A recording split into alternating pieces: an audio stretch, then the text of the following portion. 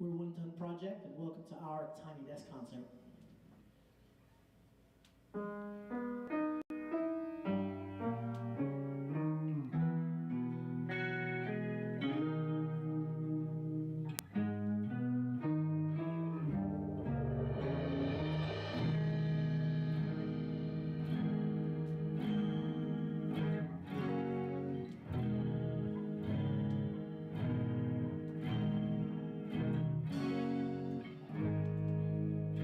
There's a comfort in the vacuum where another's was spent.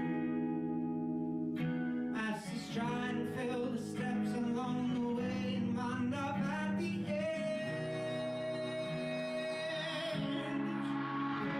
There's an anxious breath before doing something that you know you have to.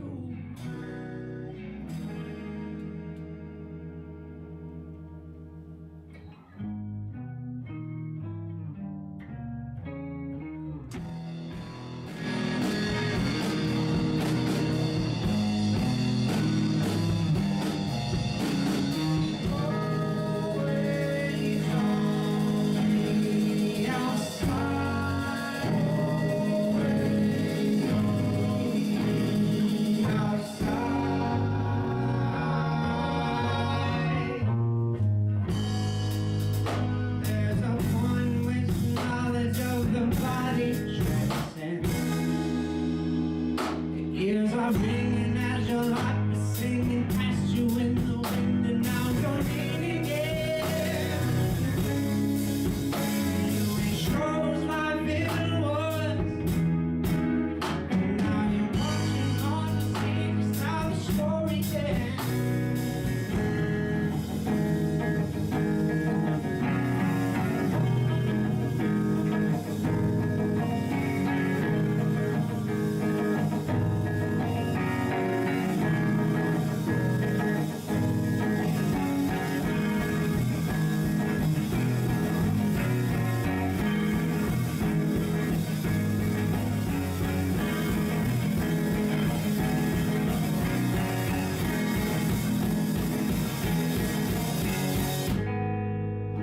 Looking down, you feel the breath, the city heaves its chest erupt, and it all comes rushing up to me.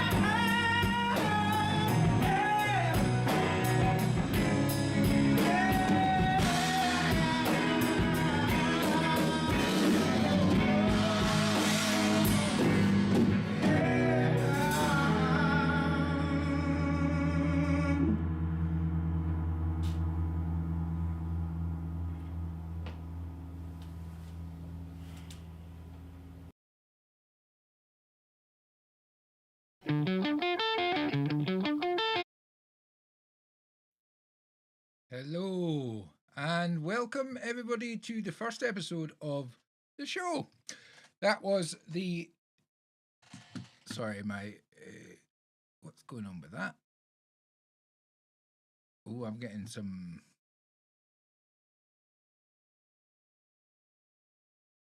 Why is there a massive delay?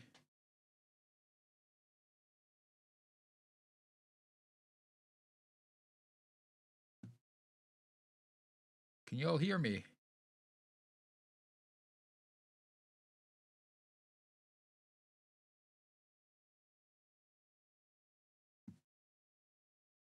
What? Oh God! What the fuck?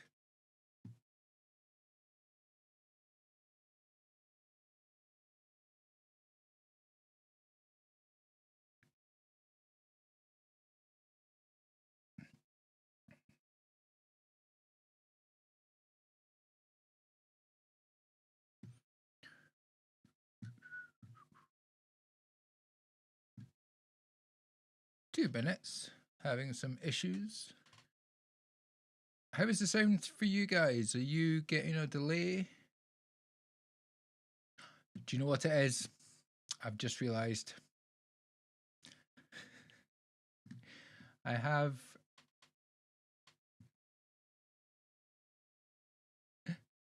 know exactly what's going on. I had my YouTube up because I had the I had the YouTube up for the chat and I didn't mute it. So I was wondering why I was getting a 10-second delay. I was like, what? Ah, good start. Hey, welcome to the show. Hashtag pro streamer. Hashtag pro stream. Well, it's not going to be right if we don't do it wrong. Of course. Hey, Mr. Smith. Hey, Enslaved Angel. Hey, Valerie. Hey, Frank. Hey, Charles. Hey, Ryan Saunders. Sarush, my man. JuiceBox, I can see you in the chat. I'm about to chat to you properly. And is that everybody? Have I said everybody? If I've forgotten anybody, if I have, I'll keep an eye on that and make sure I give you a little shout out. So, yes, first episode of the show. First episode of the show. And we are joined by JuiceBox Desmond and Joe from One Ton Project. So we're going to hear all about their story, how they got together, how they've continued to songwrite together despite being many states apart, and just generally listen to some of their songs. And then the second half of the show, so from about 8 o'clock or so, we're going to be listening to your submissions. So you've got time to get them in. The pinned comment at the top of the chat will take you to a link tree. You can join the Discord and submit the songs and songs for the show, or you can fill out the Google form, which has been done by Frank Tarzo, and I got his. And that's got a few questions just asking you to tell us a little bit about the song if you are wanting feedback on it and what kind of feedback that you're wanting, things like that. Obviously, if you don't want feedback, that's fine. We'll just listen to it and nod our heads and things like that. Apart from that, let's get some guessing. Now, I've been playing about today, so I've created some widgets. So we'll do the One Ton Project widget that I've created today, and then we'll get JuiceBox. And I think Joe's going to join us later on as well. At the same time, on your own dime, you might have the last word, but last laugh is mine now. All right, let's get you. And we are joined by JuiceBox. JuiceBox, can you hear me? You can hear me, but we can't hear you.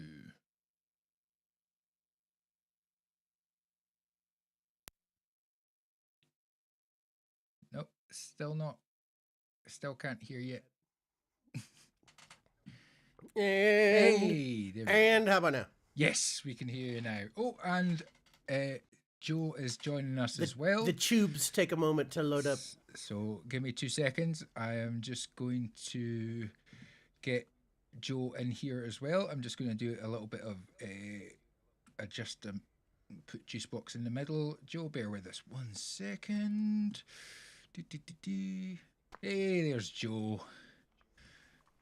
Joe, can you hear us okay? I can hear you. Can you hear me? I can hear you. Oh, that's quite cool. I've got you coming out of my left ear, and I think I've got JuiceBox in my right ear. I should go in the middle and then I'll... Interesting. One Ton Project in stereo. One Ton Project in stereo. Best way to listen to them. So how are you both? I am him well. go How are first. you?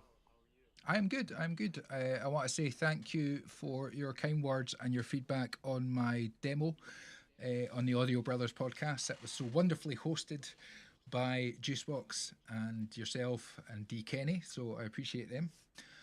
And JuiceBox, how are you? I'm great. I'm great today. Having a nice day off from work. Sipping some coffee.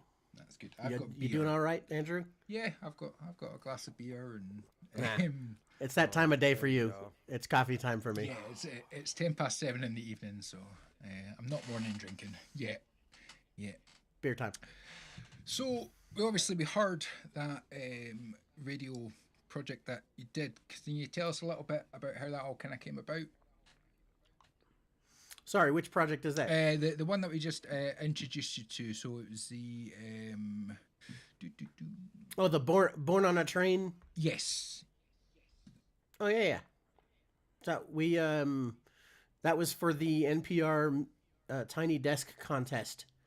So they're taking independent submissions for the. I don't know if you've ever heard. Some of the people have heard of the Tiny Desk concert, and they're inviting, unknown bands like us to make videos and win the chance to make our own Tiny Desk concert at their studio.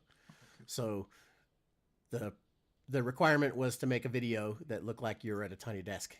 So that's why I'm sat in the middle at a desk with the band kind of surrounding.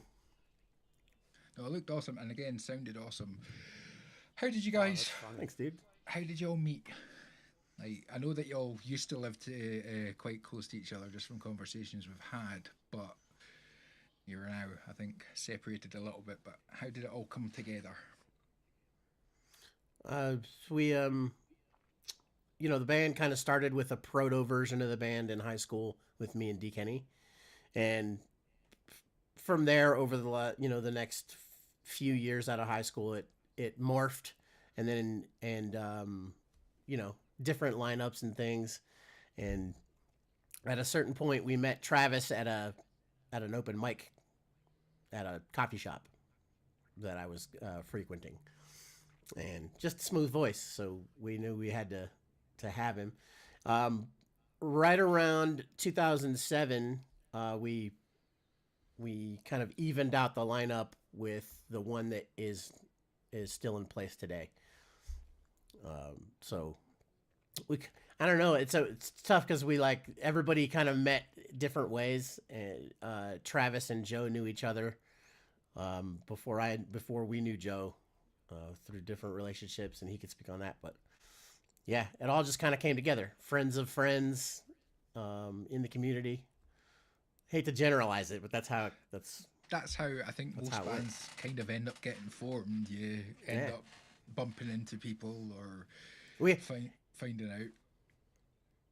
We did meet Sage, our bass player, through an ad, like a local music ad, where we put out there that we were looking for a bass player. Well, Megan will be happy. There's a cat on the screen. Right.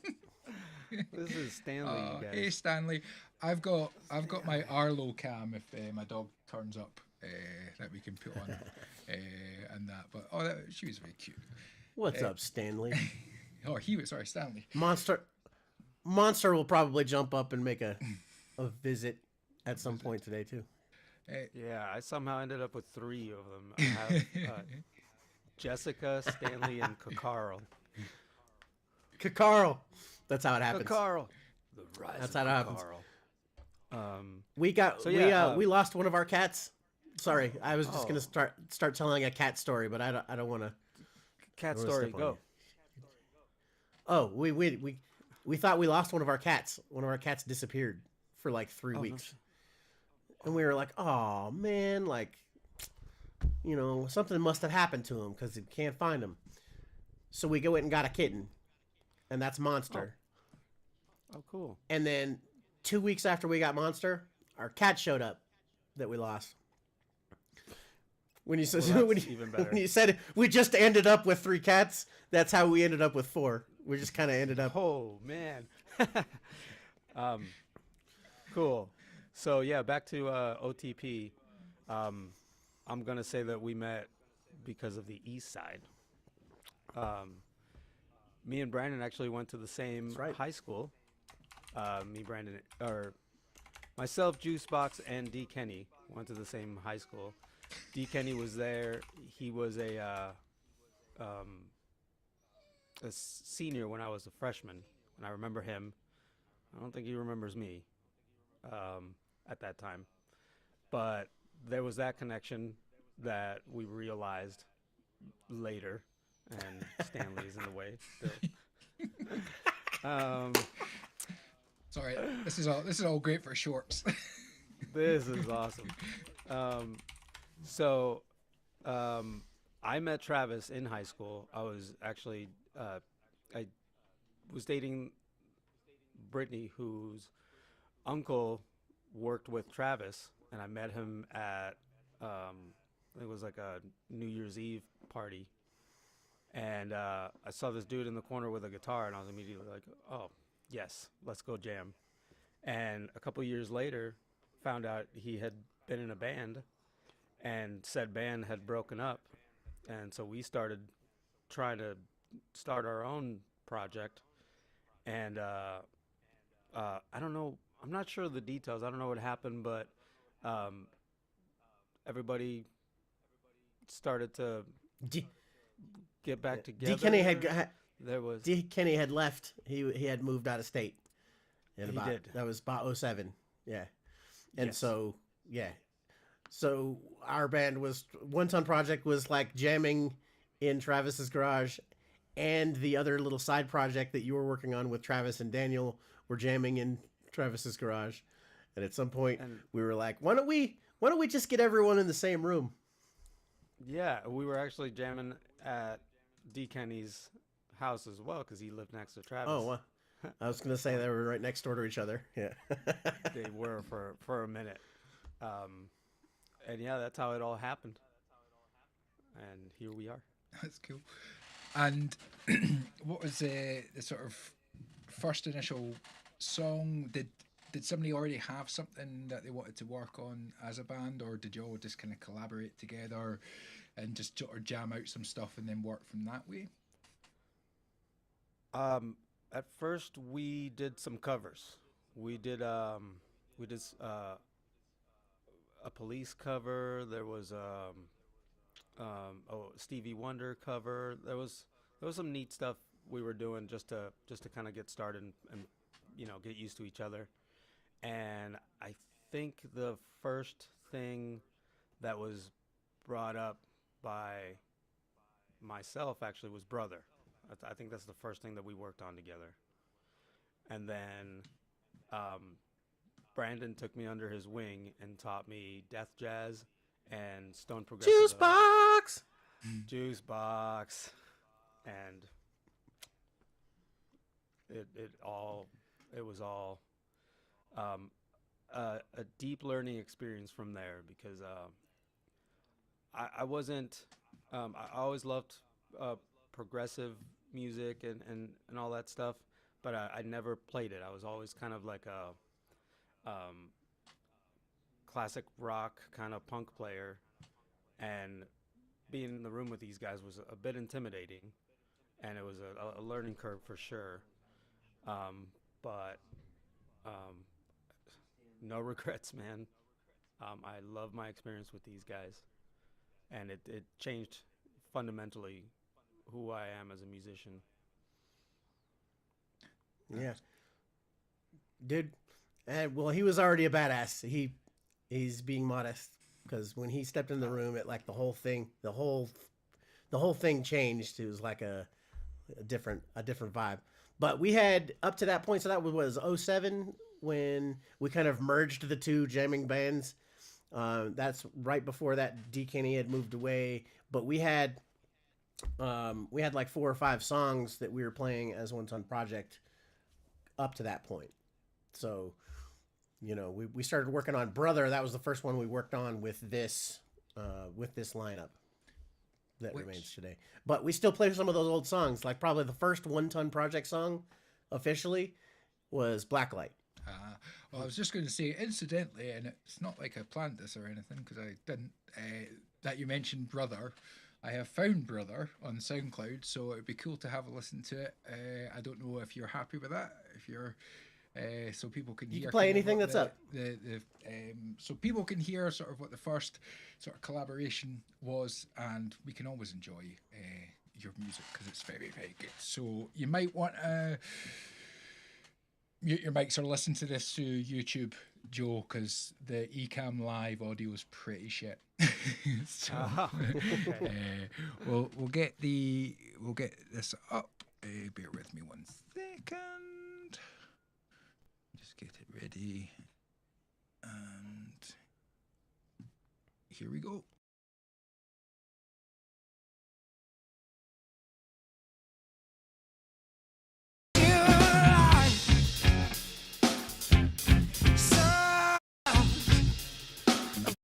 I found a picture of you when the months turning years, but it looks like you're still alive. Surprise, thought you'd lie in the grave that I made for you. I made for you in my mind. So I find you living, loving, breathing, enjoying the life that used to be so damn hard. So sad and so hard. Keep yourself where you are. You wouldn't wanna change. Keep yourself where you are. You wouldn't wanna change.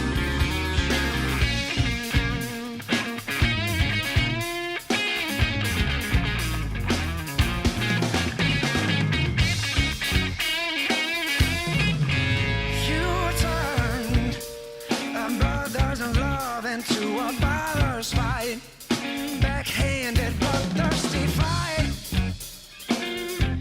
But you refused to change with me from the boy I knew to the man that you could not be. So I find you living, loving, breathing, enjoying the life that used to be so damn hard. So sad and so hard. Oh, keep yourself where you are. You wouldn't wanna change. Keep yourself where you are.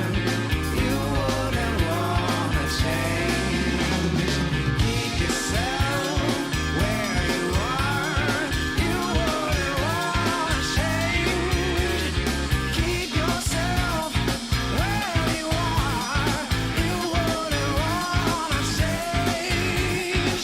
Keep yourself where you are. You wouldn't wanna change.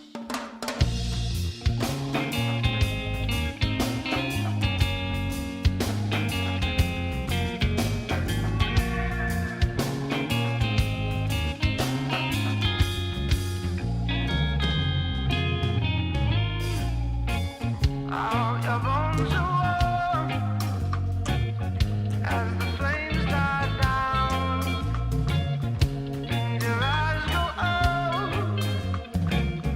as the pain goes numb.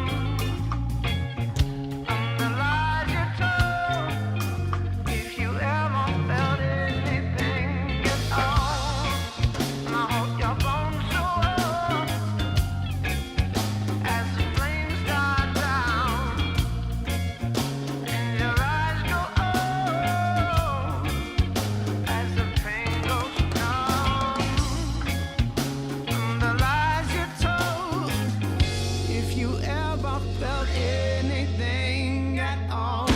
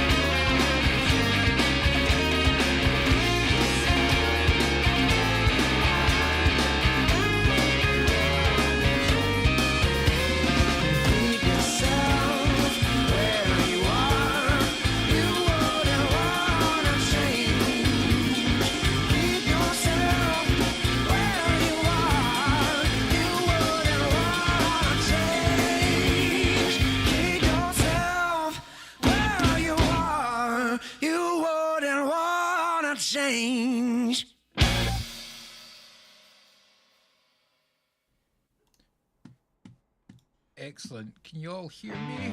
Oh, it's doing it again. Stop. Cletus Christ. Is that Cletus Christ in the house?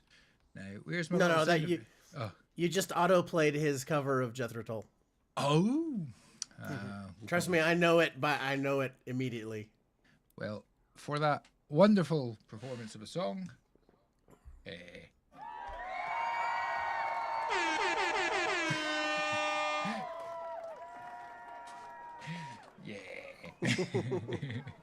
Sound effects are fun. That brings back memories. So yeah, absolutely fantastic song, great performances, and again, really interesting all the way, sort of front to back. So I seen in the chat that you said that you finally got that finished in 2015, and you started it sort of at the start when Joe sort of with the band in sort of 2007. So is that just because you're all kind of perfectionists, or is it a little bit of you just want? Have you got particular things that? Why did it take you so long? It's a complicated story, but basically, we never thought we could afford studio time, Right. and so we had some recording gear ourselves, and we just wanted to do it the best we could by ourselves, and we stuck to that attitude, and because we were so set on that, we took a very long time getting it actually done. So in 2015, for perspective, 2015 is when we put out our debut album. We officially released it. Everything was out, right? That was, I think, 11 or 12 songs. Some of those songs had, at least 4 of them were as old as 2001 and 2002. Right. Okay. When we finally finished the final versions of them. So, yes, there's an element of we are perfectionists, and there's also an element of we are stubborn, and also an element of we are broke. It's the trifecta of delay. Yep. And then, no, it's not. That's just the base element of delay. Then, as we all became not single, and then as we all became fathers, Yep. it introduced more delay into the signal, as it were. I mean, it's as Daniel said in the chat, it's criminal that it's only had a few 7 plays, but you'll admit yourselves you're not brilliant at marketing, and unfortunately that's kind of half the battle sometimes of getting your songs out there. But communities that have been growing up around like with the Audio Brothers, and then there's Thomas Christ, Pete Johns, Trey's Stream, Glenn's Stream, like more and more people are getting a chance to hear stuff that they wouldn't normally find and discover. And I think Millennial Animal said it best, it's like there's great music out there, you just got to not be lazy and maybe go and find it. And I mean, Yep. you're all fantastic songwriters, and you obviously work very well together. What have you got particular kind of techniques that you all do you like? Because obviously, if you're a one-man band or something like that, you'll maybe start with your main instrument. And I know that you're a guitarist, Joe, but you also did you do a lot of mixing, and I know that JuiceBox, are you predominantly bass but guitar, or guitar then bass? I know that you do a bit of both, or you just bit of everything. You're talking to me?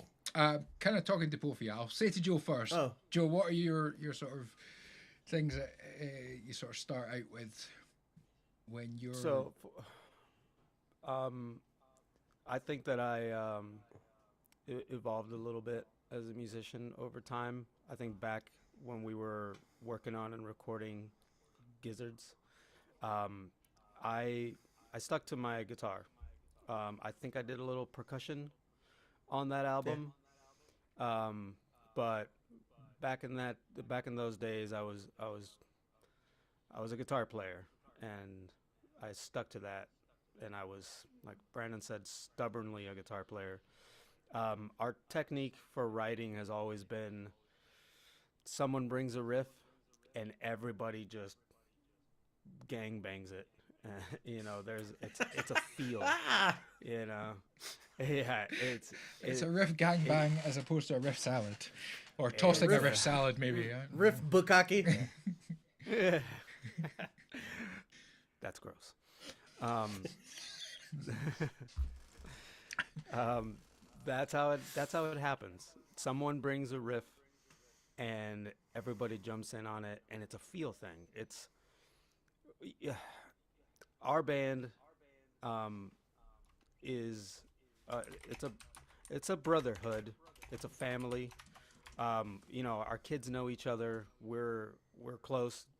We are people that are going to know each other until the day we die, whether we're playing instruments together or whether we live in the same state or not. And Yeah. there's a thing that happens when you have that kind of a connection. You're in the same room. You don't even have to speak. There's a there's a musical language and a body language. You can you can the feedback is immediate.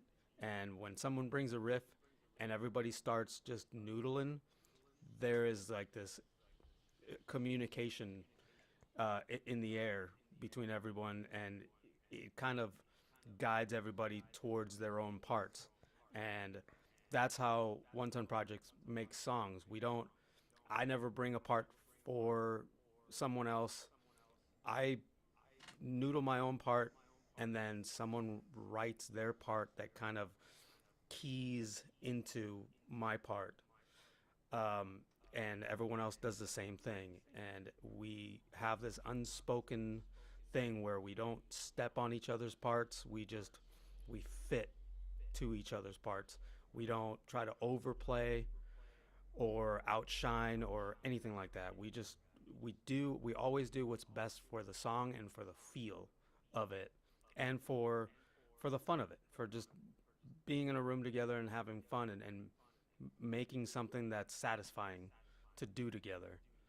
And I think that's also the result of that is also what has brought us close, and made this brotherhood and this bond that we have.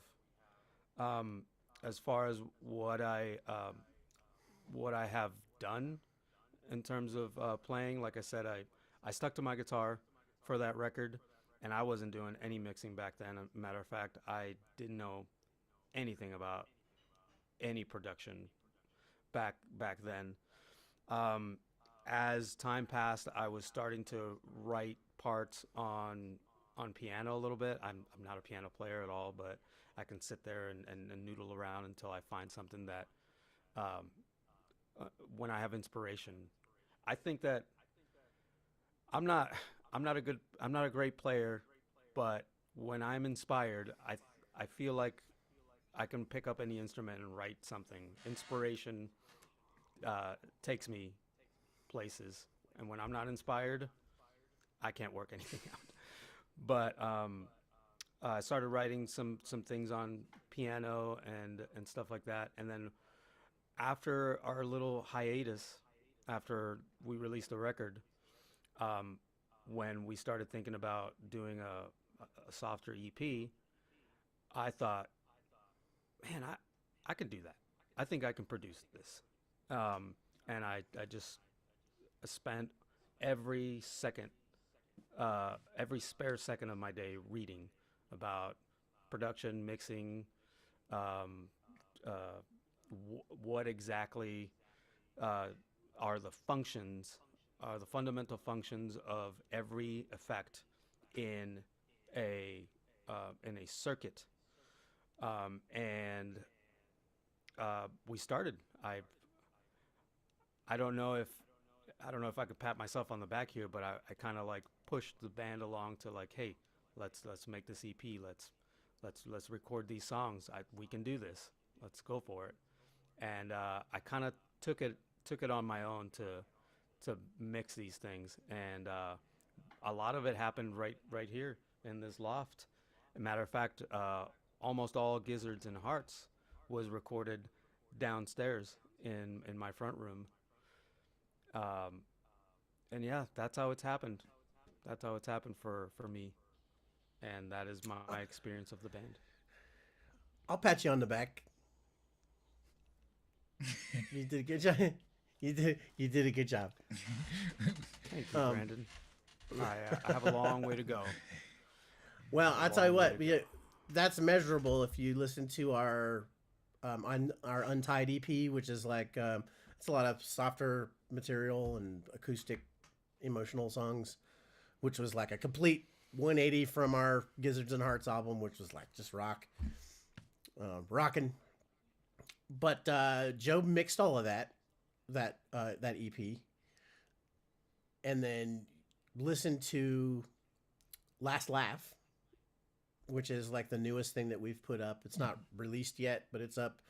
And Joe mixed all of that. And I think you can see immeasurable improvement as Joe's kind of gone to mixing school on Once on Project's music. It's really muscle. evident. Yeah.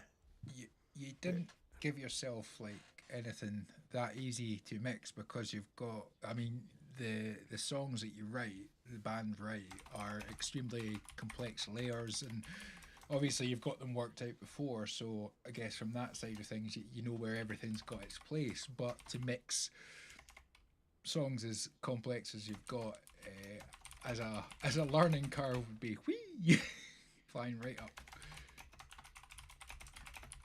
So, real quick, Amy Lee Forever, Helena, she asked if we could put a link to Joe's music or channel. Yes. Tell him about that, Joe. I don't have that. I didn't want to be the one to tell everybody. Yeah. Sorry. I do have a couple of songs that are just mine that I've worked on, but I'm not confident enough to put them out. I don't think I'm a good singer, and honestly, I haven't had the time or the energy to really create my own channel and put my own things out. I think that whatever time and energy I have, I put into One Ton Project and JuiceBox. Come to Go check out some One Ton Project. That is really Joe's like creative essence that you can go listen to. Joe has a huge part in One Ton Project's overall sound, writing, production, everything. He's backbone. So go check that out. But with some of the, maybe some help from the community, Joe's gonna get some solo music out. I know it. We're gonna make that happen. We're gonna help you make that happen. I think Joe should just come and sit on Trey's stream for an hour and a bit, and then realize that it's going to be better than this stuff. Joe, I should play some of my first submissions to Trey's streams, and then that'll make you feel better. Yeah, Daniel, Shadow of the Throne. Actually, Travis Mercer is our lead vocalist. He was sadly unable to make it to this. We tried to get him on this stream. Tried to get everybody from the band on this stream. We'll get them all back on once we figure out how to do live stream jams. You know, 6 months. That would be fun. So we'll put on another track, and I will then look at some of the more questions I've got written down, and we'll have another wee chat. But I want to put on another wee song, so we'll get that done. So I've got Dirty Boots. Can you tell us a wee bit about Dirty Boots before I play it? Joe. Dirty Boots. It was a riff that Daniel had brought with a completely different feel than what you hear. And I initially wasn't into it, and I learned it because I love Daniel, and I do the same thing I have the same respect for all of the guys, all of my bros in OTP. I learned the riff, and I really wanted it to be something. And one day, I played it a certain way, and everything just kind of cascaded off of that new feel. And I was going through some things at that specific moment, and I had a friend, a close friend, that was very, very, very sick at that point, and some painful lyrics came out, and that's Dirty Boots. We'll have a listen and then we'll chat about it some more. And just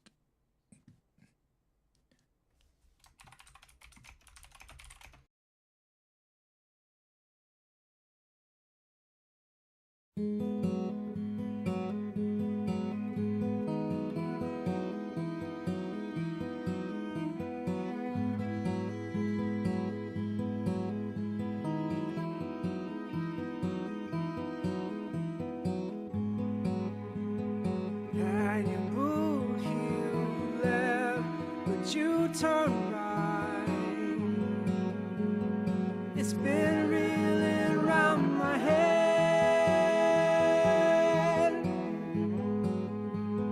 Who's gonna take her name? I'm not ashamed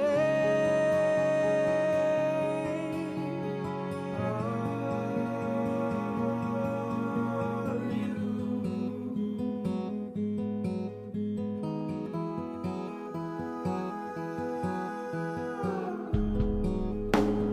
Just a taste of her body, her troubled mind.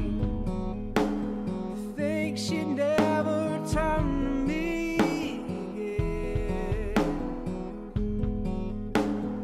Who's gonna take her place? Will I just waste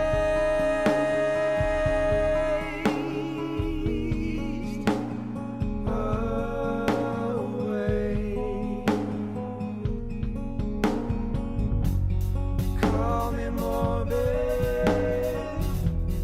call me pessimist or worse. Say I'm sullen, say I'm cursed.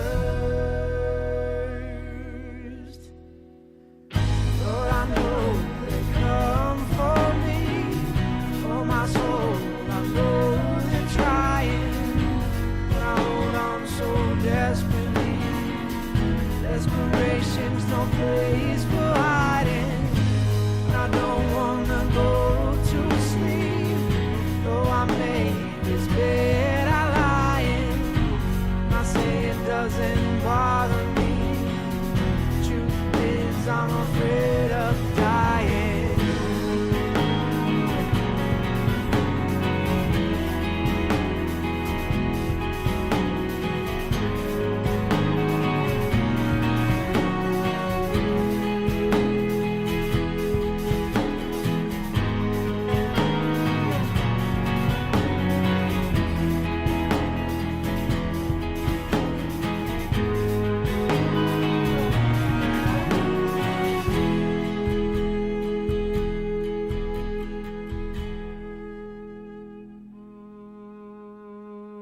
Lord, I know they come for me, for my soul. I know they're trying, and I hold on so desperately.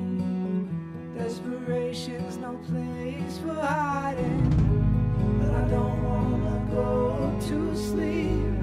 Though I'm laid this bed I lie in, and I say it doesn't bother me. Truth is, I'm afraid of dying. Coming for me. I know they're trying. Desperation's no place.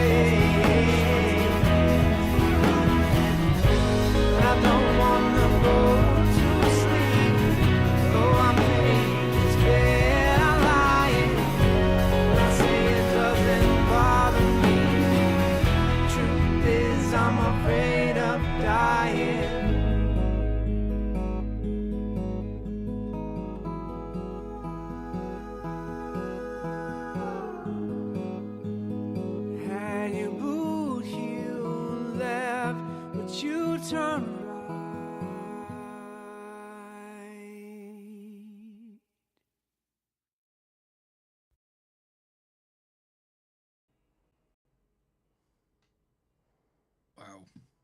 Fucking amazing. Whew. Totally agree with Ryan what he said. Goosebumps on that one. Just beautiful. Beautifully Thank you. produced, beautifully sung, performed. Yeah. I've not Thank you, man.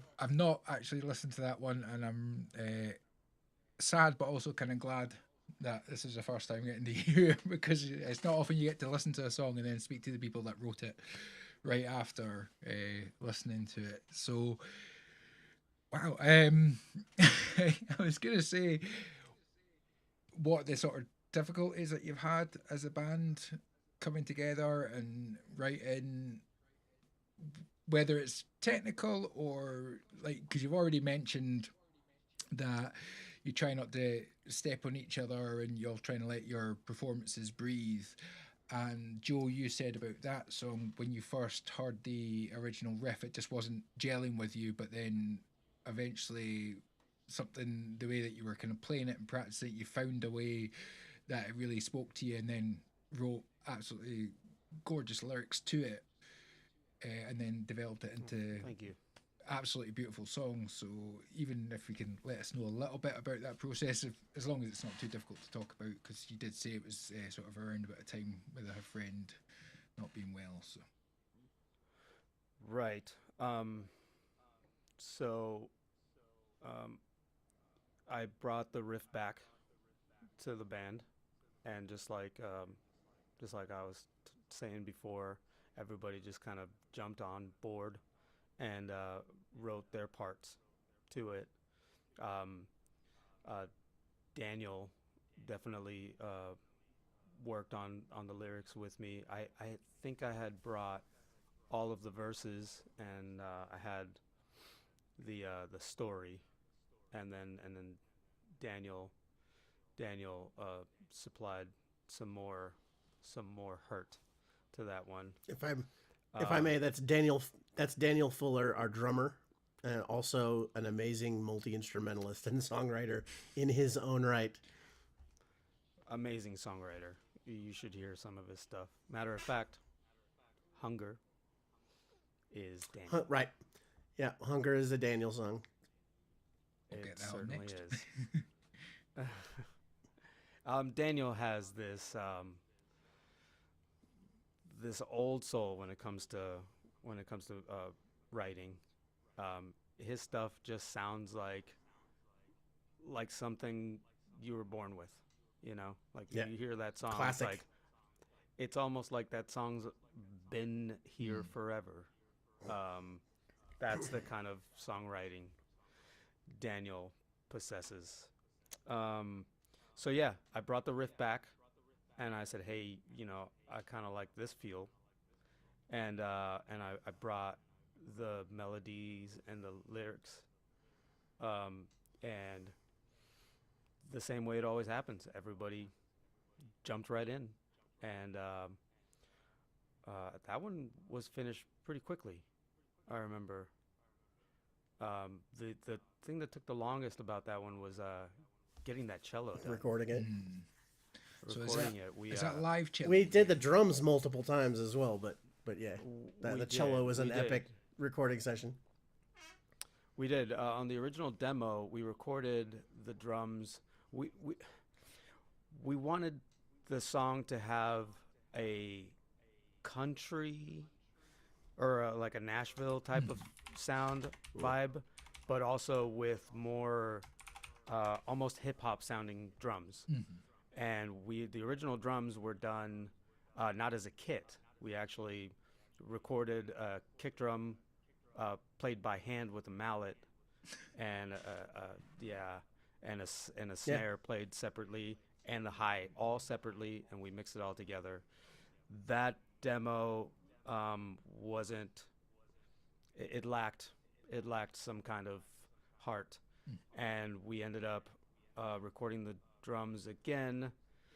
One of us messed with it, and it sounded a little too like I remember feeling like the kick drum was clicky like a metal kick drum, and it just didn't. here's going back to being that perfectionist. I don't think that we're perfectionists in terms of every note has to be perfect, because I certainly am not a virtuoso, and I could never play something that was, perfect. I think that we look for feel. Like if the song makes you feel something, once you hear it, you know it. It's Vibe. It's not about Vibe. vibe. It's all about vibe. If you hear it and it doesn't make you feel anything, do it again. Right. You can record. We have, here's a production sidebar, I guess. There have been tracks recorded here by JuiceBox as well as Travis. Tracks, parts that weren't necessarily perfect in terms of pitch or stops, noise, production faux pas, whatever. But the vibe and the heart was in the performance, and that's it. That's a keeper. I don't care about noise. I don't care about imperfections. If it feels good, if it had a heart, and that's it. That's it. That's the part. You can record this. We were talking about this in the other stream. A good song you can record on a cell phone, and it could sound shitty as shitty gets. And if it's a good song and it's written with heart, that'll come through. But anyways, back to the song. We did that cello live. Yeah, I was going to say, it's like I probably wouldn't be able to tell the difference between a program cello and a real cello, but that definitely, I was like, that sounds like a real cello. Just, I guess the air around it, and it was absolutely beautiful. And I love cello and anything. Nick Drake's "The Cello Song" is one of my favorite songs of all time. Just all those parts, and when it's done with that, the acoustic guitar and just the whole feel and the lyric, just fantastic. But you were saying it was a nightmare to do.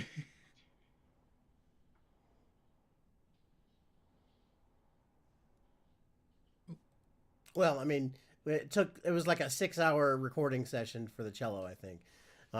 Not that it was particularly difficult to do. It's just that there was a lot of cello to do and a lot of different harmonies that we needed, and we had one cellist.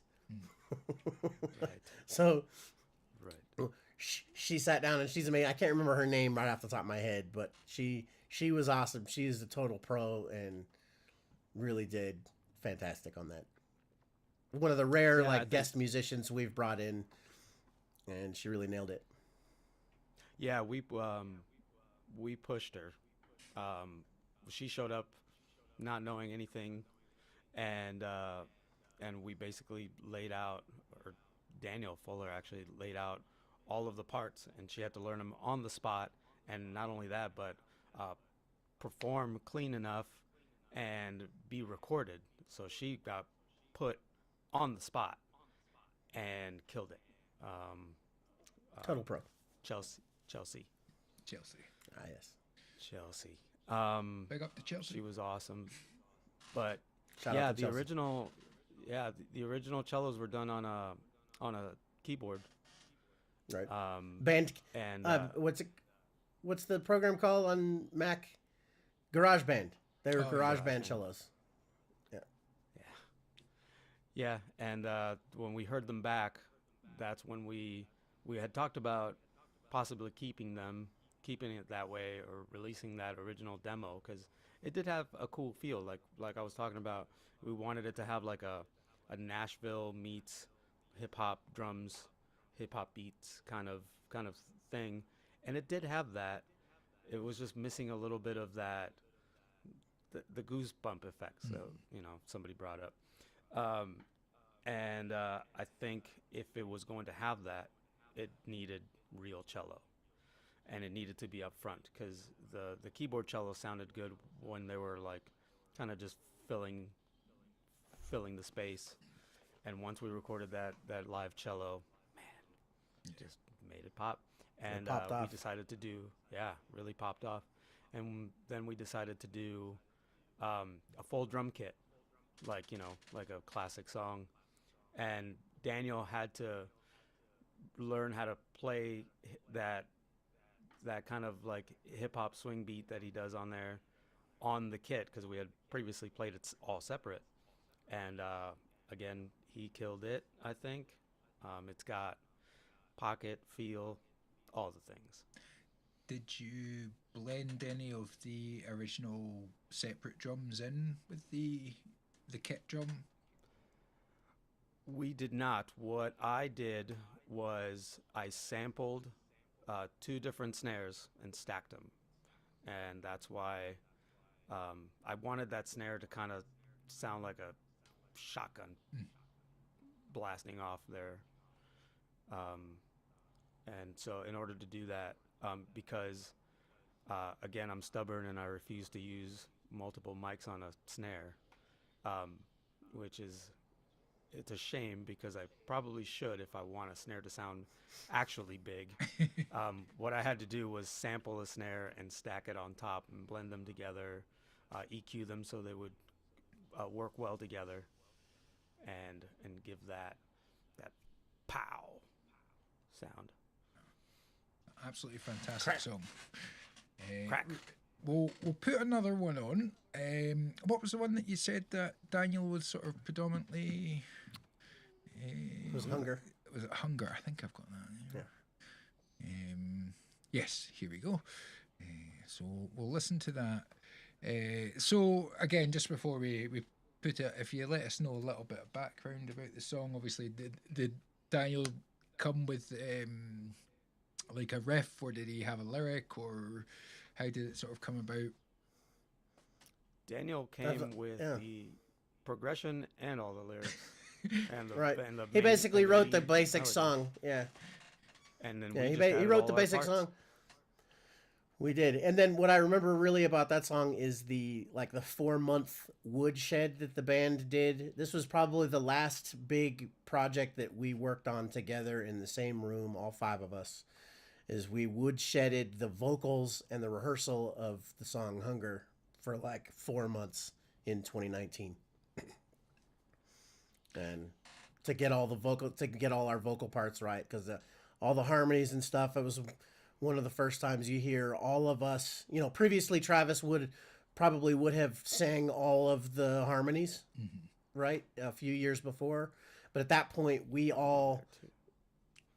all stubbornly wanting to sing that live and get all those Crosby, Stills, and Nash type harmonies together for real, right? And so we spent a lot of time practicing the vocals. So for when that you song. were That's a 4-part harmony, yeah. yeah, when you Yeah. were doing the vocals, did you obviously you practice all together? Did you record each of them separate, or did you have some sort of gang vocals sometimes when you're all around the mic in the room in the recording as well, or?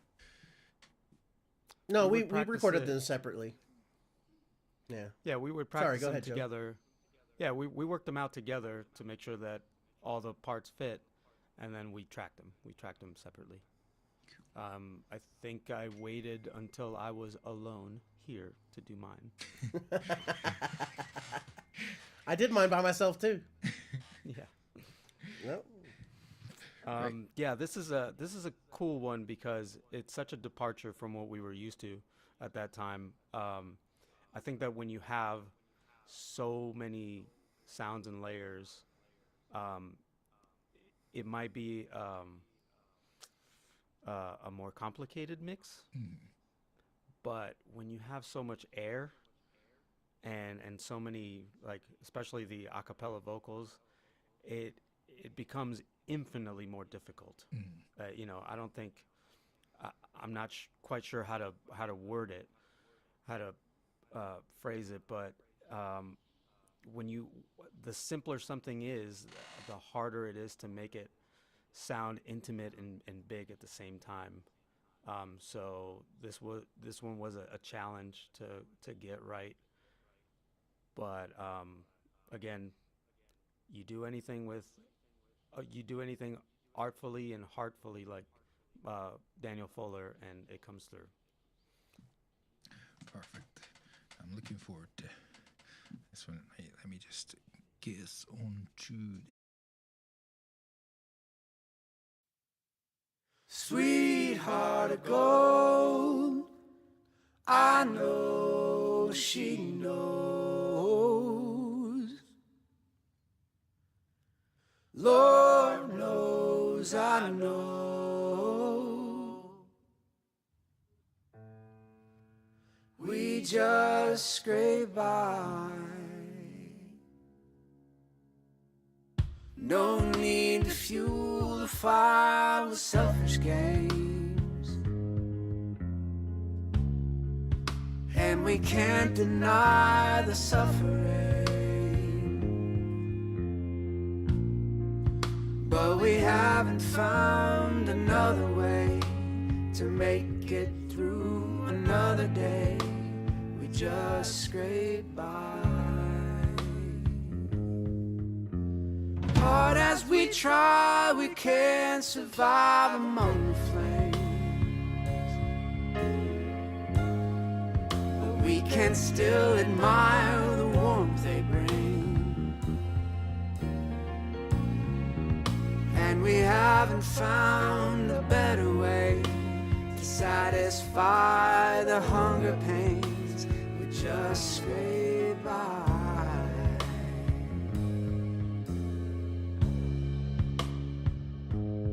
This isn't happening.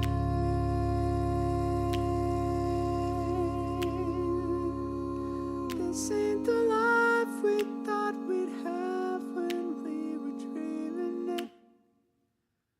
Baby, what happened? Lord knows what fools we mortals be.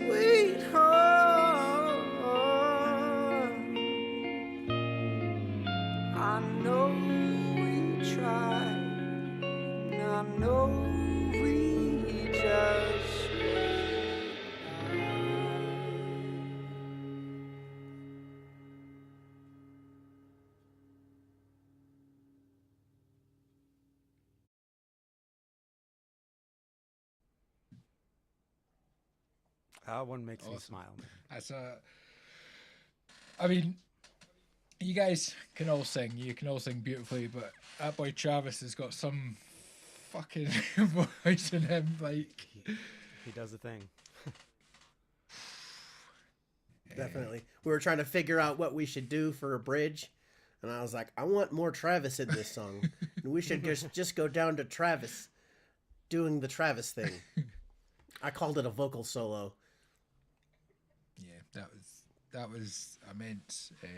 I think I have heard that one, but I don't think I've really listened to it properly like I did there. Again, I think did this one of these get submitted to Trey's Yeah. stream? Yeah, that's probably. Yeah, I was probably typing and. I've probably submitted every single One Ton Project song that is available on the internet to Trey's stream.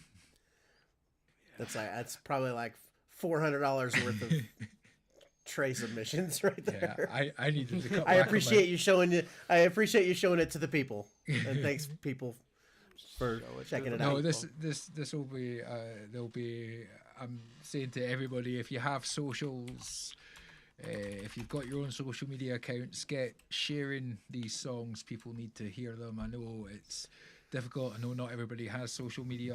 Not everybody likes it, but I think that songs like this and artists like yourselves need to people need to hear you because the songs are beautiful, and I think anything that gets played, it doesn't matter genre, style, or things like that. People will appreciate a good song regardless. If it's a cheesy pop number, if it's some sort of death metal or something. I mean, I can't say I like death metal, but occasionally you get those ones that just kind of go, "That's pretty fucking cool." You can tell when it's undeniable. Yeah. Yeah. And I appreciate your kind words for sure, man.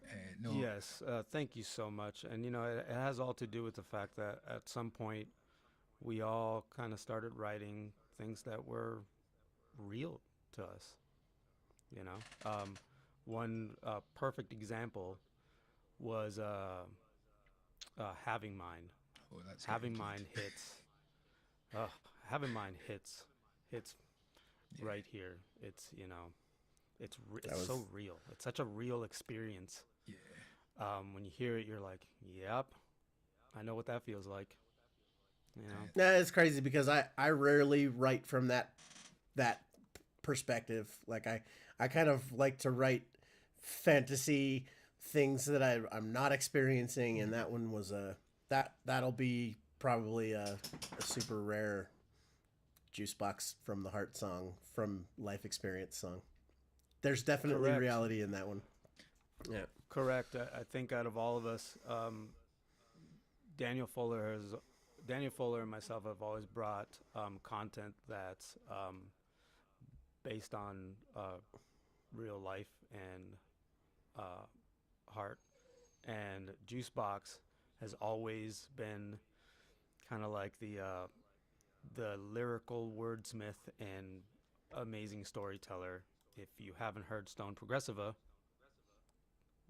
get on that one. That's those lyrics are one of my favorites. He said, "Get on that one." Get on that one. It's so descriptive. It's one of those songs where, when you hear a song, something like and I'm not comparing the style at all to like a Bob Dylan tune, but when you hear a Bob Dylan tune, he has a way of describing like time and place and existence in one line. That song, there are lines in that song that are so descriptive. They make you picture what the song is about, and I'm not gonna give anything away, but it's such a neat way to describe things the way JuiceBox does. And he's right. When he brought Having Mine, it was such a different style of writing for him, and we were all just blown away. I think he was a little bit shy about it at first, but we were like, dude, this I thought I wrote a country song. feels- I think I wrote a pop country song, you guys. I don't know if you're gonna like it, but here it is.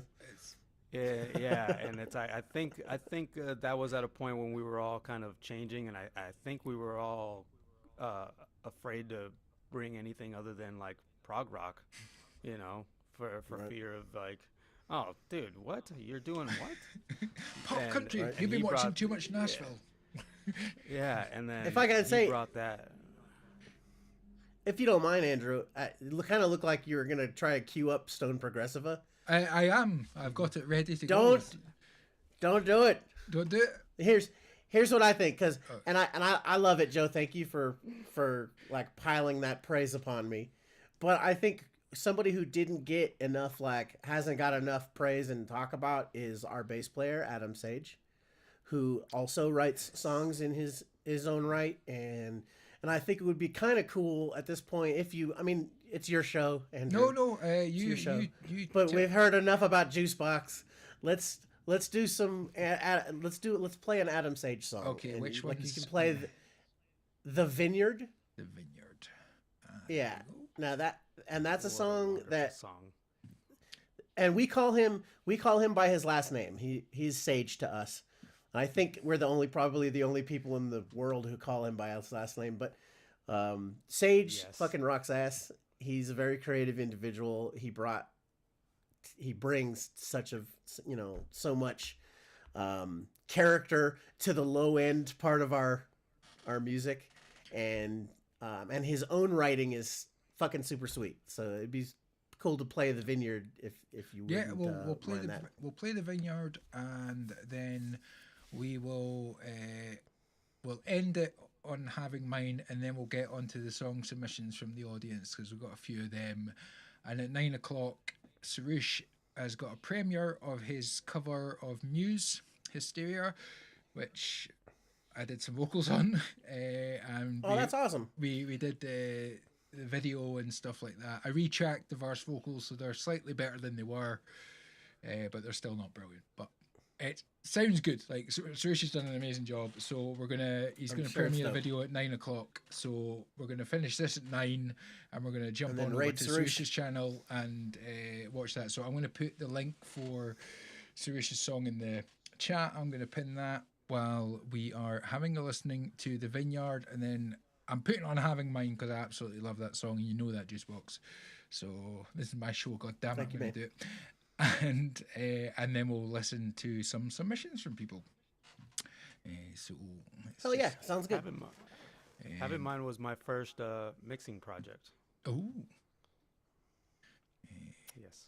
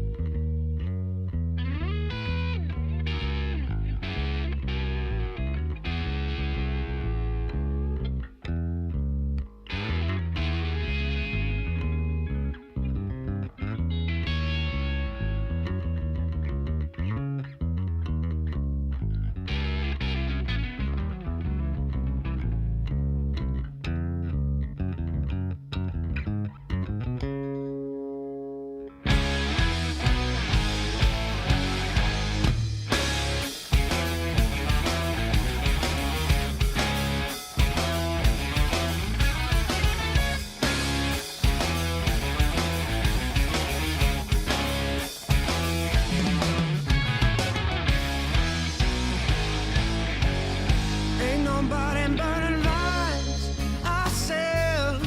There ain't no way to pass the time. Yeah, out in the fields, believe them lies. Run for your life. One don't never taste the same. Do you feel like heat is coming down? Counting the flames and knows our names, swinging low in the shadows of men.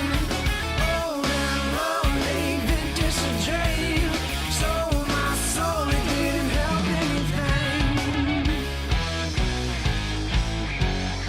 In the sun behind the dogwood grove, I feel alone inside the pines. It's shining down on the stones. Believe them lies. Run for your life. One don't never taste the same. Do you feel like heat is coming down?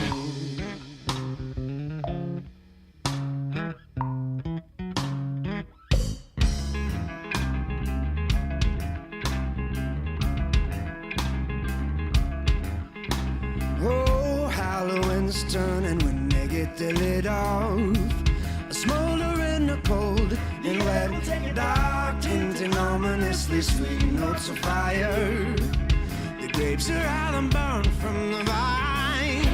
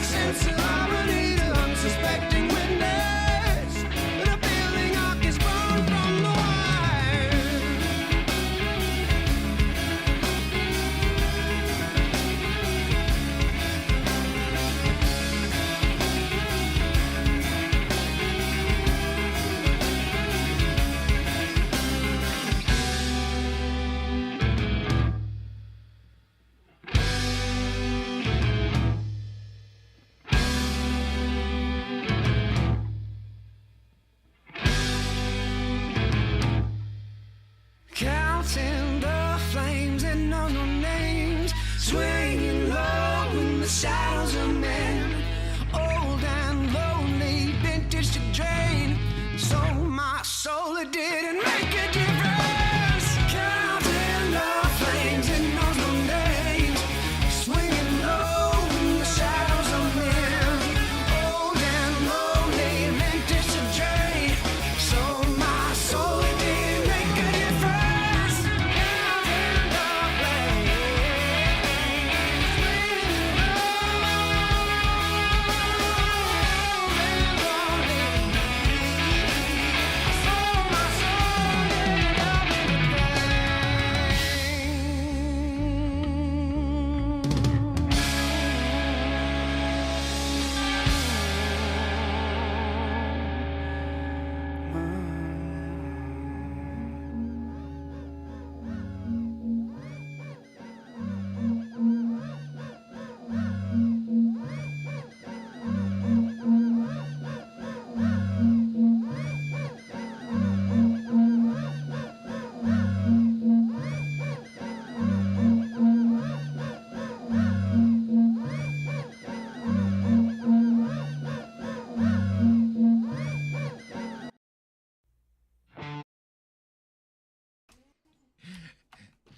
That's my skill.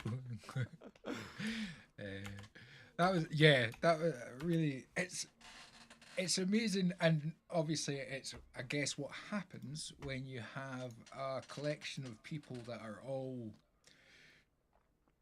got their own vibe, they've got their own sound that work well together, and you create a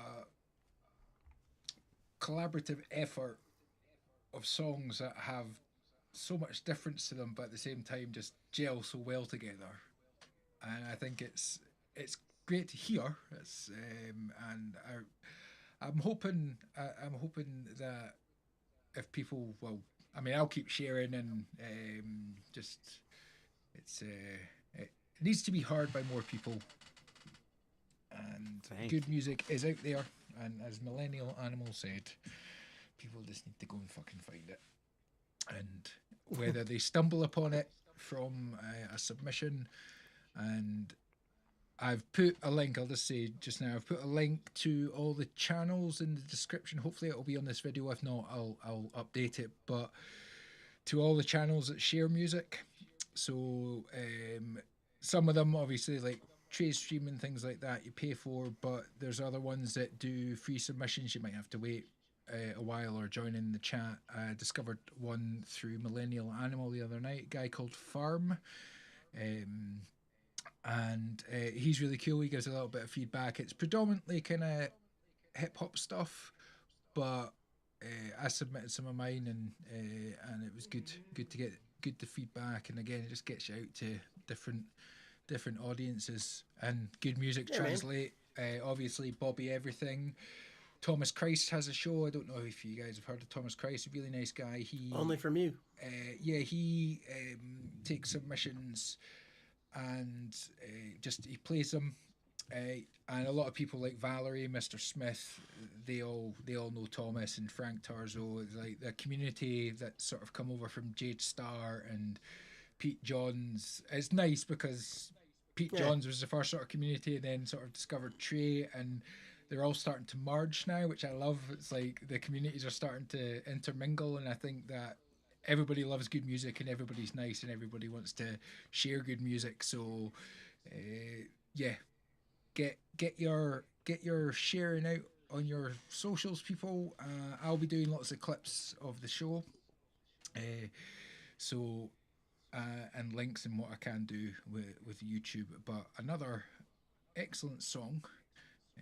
And really well Thank you, Andrew. performed. So I Hey, appreciate there's another live stream. I'm sorry to interrupt, but there's another live stream that I was able to check out last night for the first time, and that is Conspiracy Music. So we want to throw those guys a shout out too. They do mainly metal, but they'll take all your songs, and they're like the graveyard overnight shift of the submit your song streams. No, perfect. That's So check them one. out. I'm trying to add as many of them in my description so people can go and check them out. But I think when I did the description for this one, I'd not updated it, but it might have updated. I don't know, but I'll update it. But and obviously all the people that submit, go and follow them. I'm hoping to get different guests on next week. I think Millennial Animal Sean is going to join me next week. But it's probably going to be Sunday night rather than Saturday night because I'm busy helping somebody move on Saturday, so I probably won't be back in time. So it's probably going to be next Sunday, but there'll be plenty known about that. That was a great song. Well, I want to say thanks to both of you to come on and let me try. And it's very strange interviewing people. It's like asking questions. Hey. It's a weird thing. Hey, man, you're already good at it. We love it, man. You should definitely do more of this stuff. Happy to be on your first episode. No, I really appreciate it, and I wanted to start off strong, and I knew I was gonna get to start off strong with having you guys on, and definitely we'll hopefully get you guys back on if we can get the other guys on as well. It'd be great to get the full band on, and We'd love to do that. And at some point, if we can never figure out how to use that thing that you keep talking about, JuiceBox, we might even manage to get a live band performance. But it would be great to get you guys on, maybe get some performances and things like that. But no, thank you very much for joining us. So we will play Having Mine. No, in fact, we're going to end with Having Mine. We're going to get some of the song submissions done because that's 8:25. So there's actually a few to play, so we'll get that. So I'm just going to go into the songs for the show channel, and we will scroll up, and where is it? Right, we're going to start with Frank Tarzo from the Google form. So I'm just going to get that brought up. Start, yeah. Thank you to the people, to the community for hanging out with us. Yes, today. No, it's really appreciated that you guys are all hanging out in the chat and doing the things. It's excellent to have people actually watching. It's nice.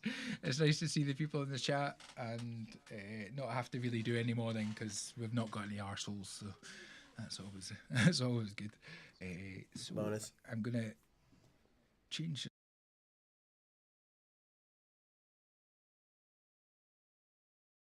That's muted. Sorry, I'll unmute you just while I do that. I've got that. So Frank did say something about this. If you bear with me one moment, I'm gonna just quickly.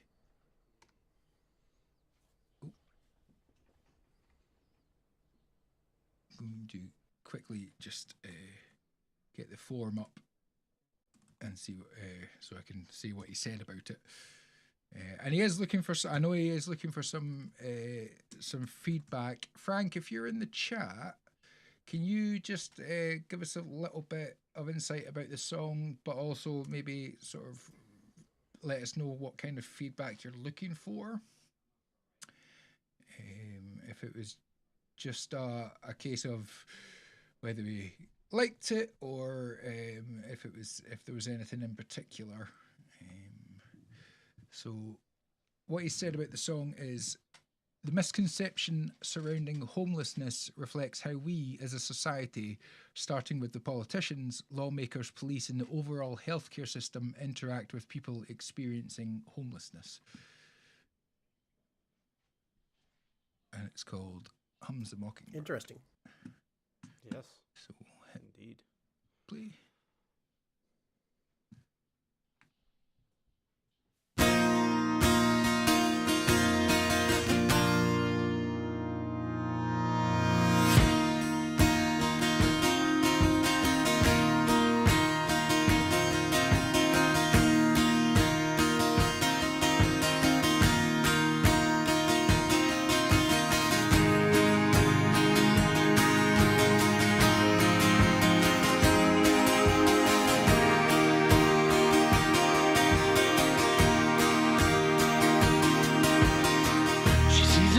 Dressed in livery, captivated by her qualities.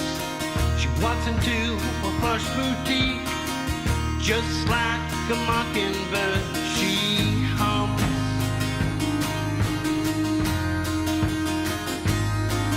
She hums.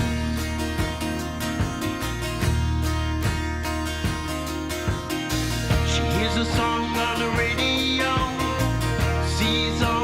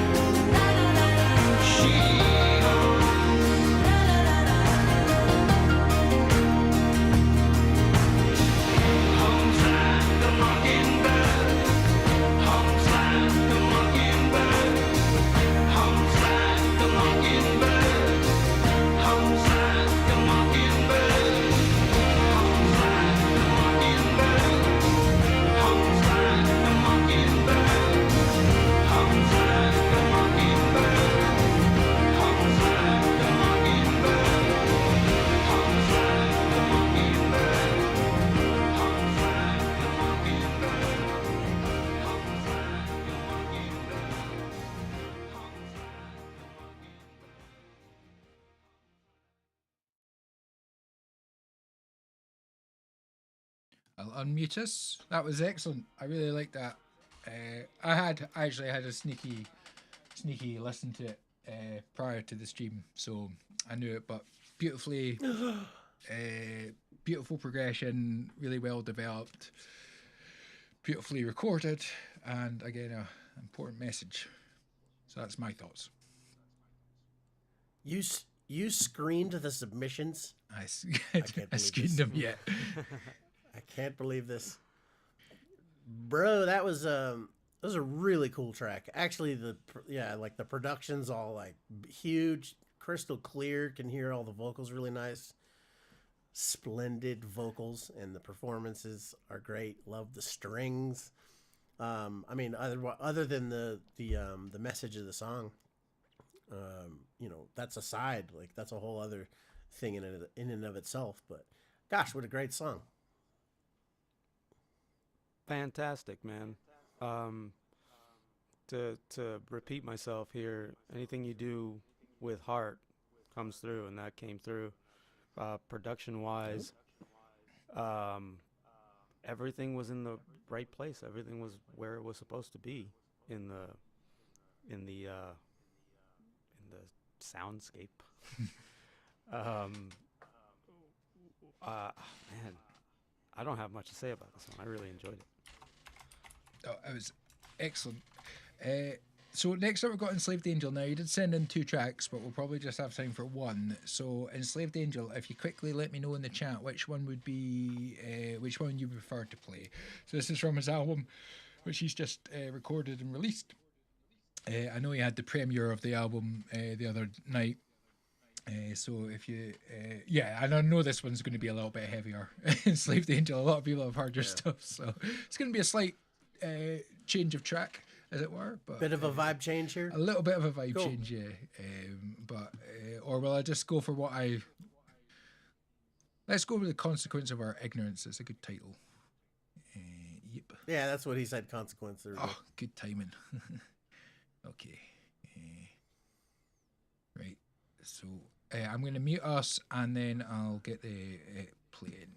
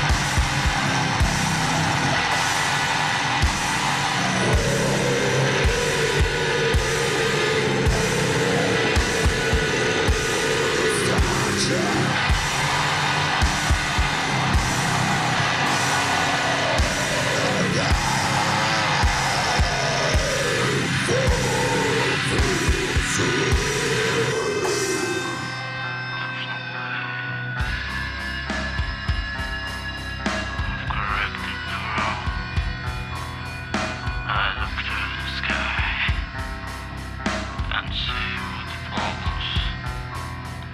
The rain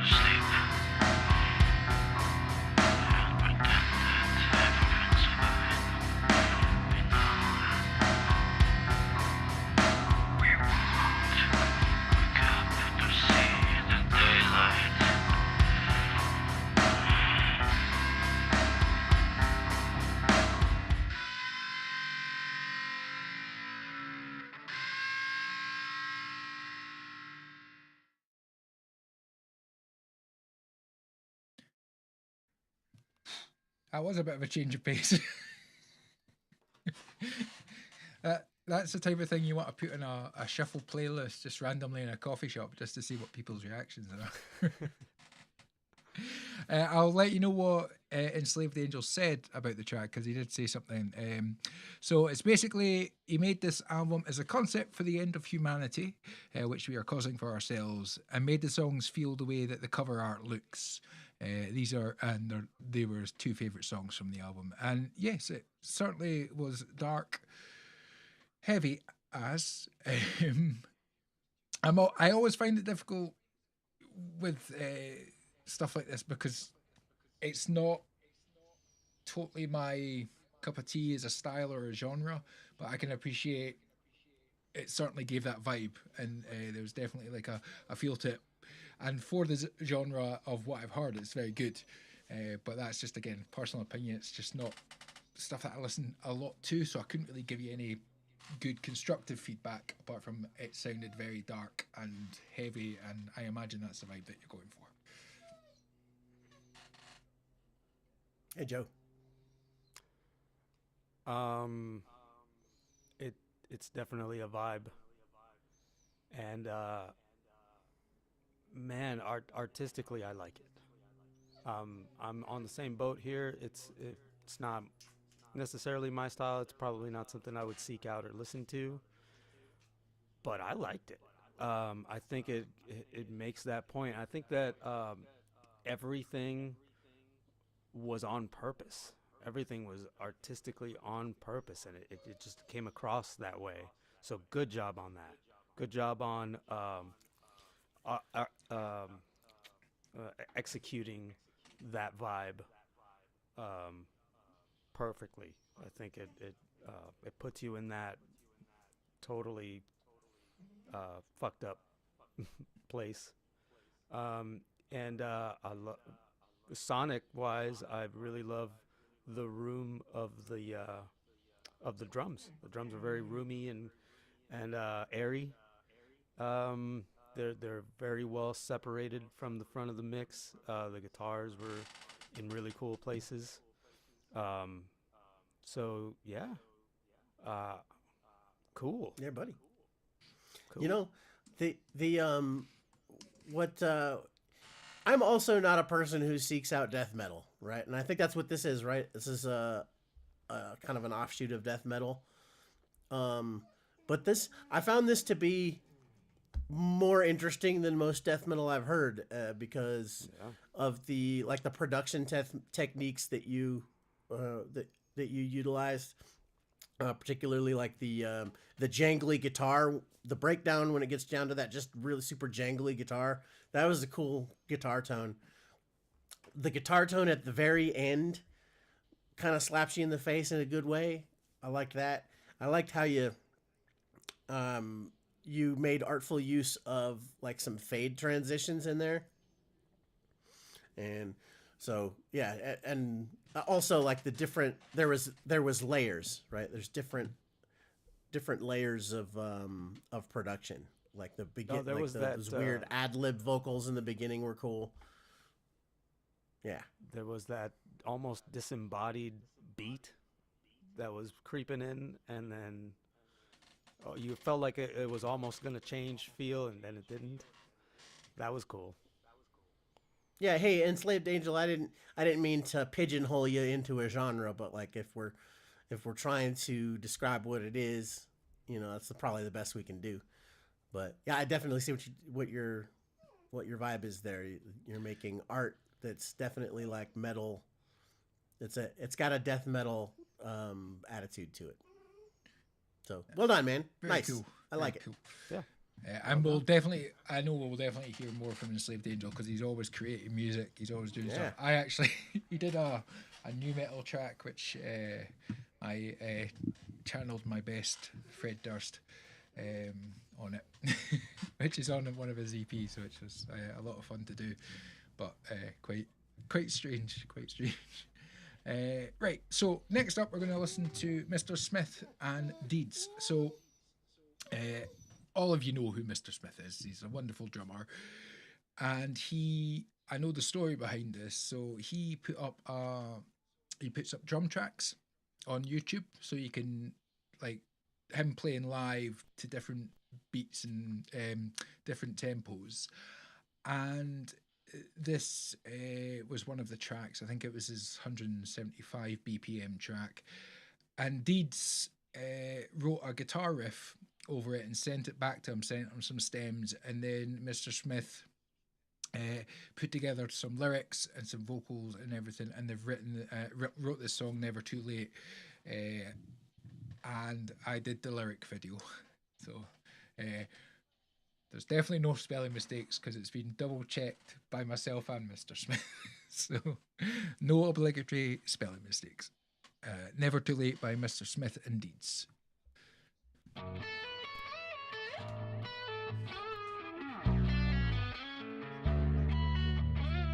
Round and round we go, where the loop stops, no one seems to know all the things we do, but we don't want to. When it's all just on repeat, you keep on walking the same streets. All the things we do, but we don't want to. So take it when it's there. You know nothing lasts forever. So take it while you can. It might not be there for long. It's never too late. It's never too late to change. Round and round again. We don't know the rules, but we play the game. All the things we do, but we don't want to. When it all goes round and round, you keep on walking the same ground. You keep going forward, but you're going nowhere. So take it when it's there. You know nothing lasts forever. So grab it with both hands. It might not be there for long. It's never too late. It's never too late to change. So take it when it's there. You know nothing lasts forever. So take it while you can. It might not be there for long. It's never too late. It's never too late to change.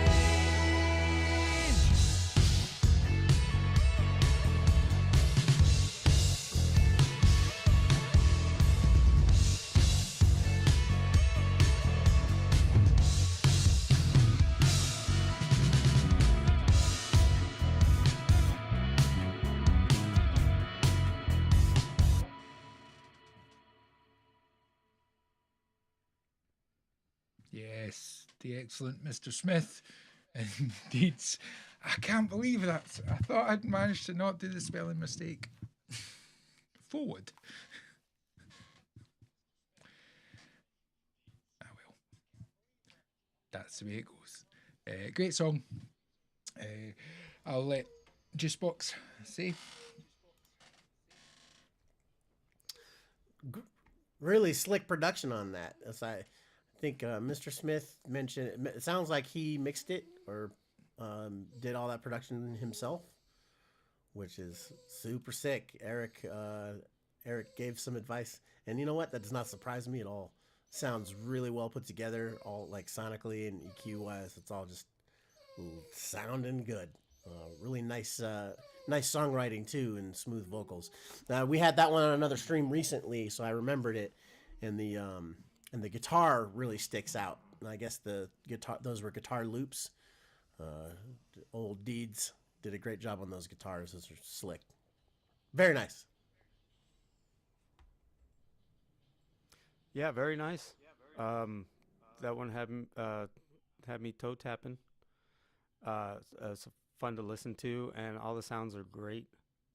Really love that snare. It's a nice, thick, nice thumpy sound. I think I think it seems to be a common theme with some singers that I've heard recently, and it seems like when they push harder, they are they achieve better pocket when they push harder, and when they back off and do the softer parts, it loses that. You know what I mean? It loses its umph. So I think that's something to focus on this one. But other than that, it was a good song. No, excellent song. Thank you very much for your feedback, guys. Right, so next up we've got Sarush, our boy Sarush. So this is Sarush. Sarush. So this is an orchestral track. He did say something. Bear with me. I'll just.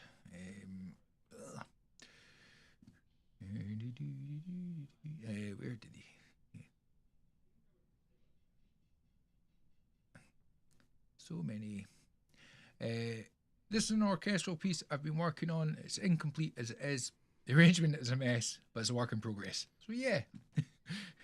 So it's a work in progress. It's ideas, orchestral ideas, and that. So let's go with this.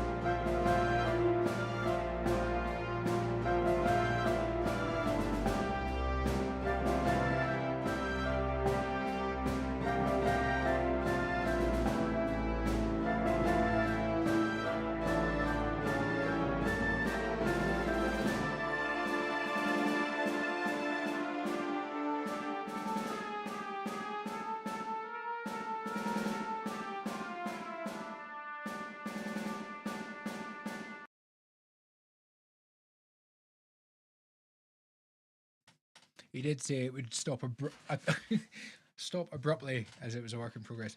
I really like that, Suresh. The theme throughout was really nice. Nice melodic theme that came and went. It repeated itself, but not too much. And again, nice dynamics. Looking forward to seeing where you take it. I mean, to me, it sounded like a pretty damn good work in progress.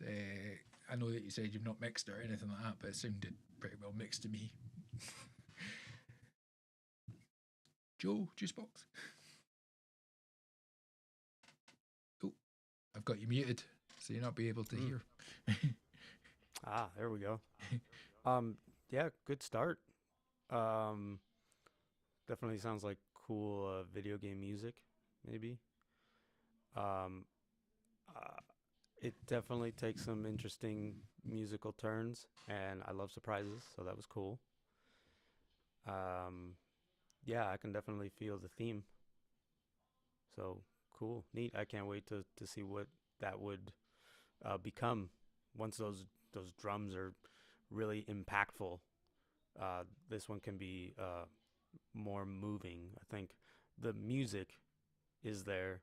I think once you actually add the things that make it emotional, like I'll go back to the last song or two ago. He had some like cymbal swells in the back that really made that makes the emotions it hits the feels, you know what I mean? So once this has those impactful elements, it'll be something cool. Sarush is a super talented music making guy. Him and I and D Kenny are working on a super secret project right now. And I know he's gonna. I really do look forward to seeing what this turns into, what it ends up being. What are your plans for this, Sarush? This is cool. This is a little bit outside of your normal wheelhouse, as you said. So, what the heck are you gonna do with this cool shit? What is this? It's funny, we're waiting for him to talk to us. Right? What is this? Well, answer me!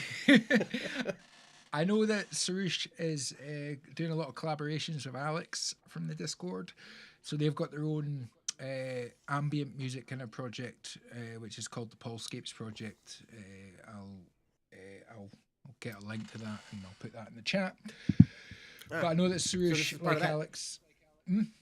Sorry. So this is part of that ambience. I think project. I know that Suresh has been doing a lot of kind of working on film scores. He's been working on that side of things, and I know some of the stuff that he's done, like from the film scores that I've seen and the videos that he's scored music to, has been really good, and always fitted really well, and always sounds great. I'm looking forward to seeing what he does with this, and because from the title and stuff, I think that with what Joe said about the dynamics of the emotion with the filling, like the drums and percussions and cymbal swells and things like that, will be really cool. And he said it's a standalone thing. Okay, so not part of his other project. Just cool. Just making music, making beautiful music. He does all kinds of different styles and stuff. Saruch is crazy. And so young as well. They're all so young. It sounds like dude knows his modes and he's flexing that muscle. Mm-hmm. So good on you. So next up, we've got some Millennial Animal. This is his Demo Master Love and War. And Millennial Animal's always got really fucking cool stuff as well. He's another one. So let's crack this on.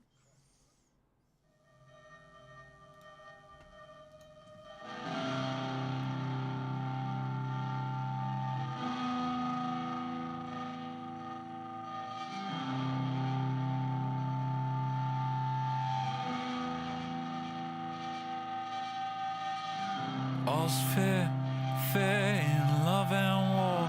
All we want is somewhere to be warm with that someone that we adore.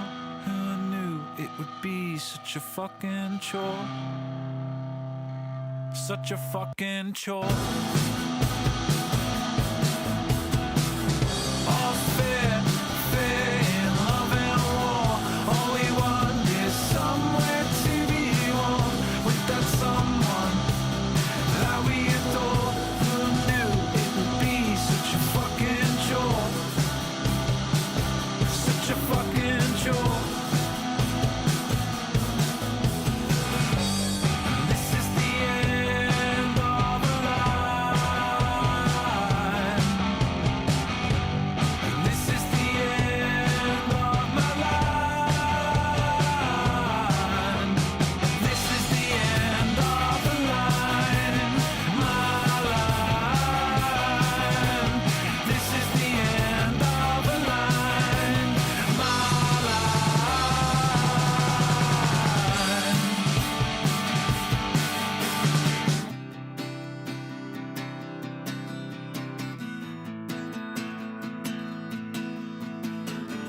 all's fair, fair in love and war. All we want is somewhere to be warm with that someone that we adore. Who knew it would be such a fucking chore? Such a fucking chore. All's fair, fair in love and war. Cross your heart to die. Could have sworn this had all happened once before. Who knew it would be such a fucking chore? Such a fucking chore.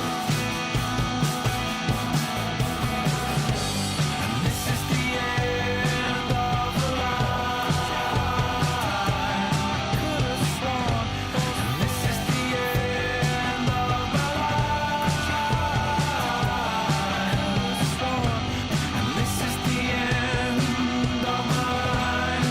Oh, did you know her anyway?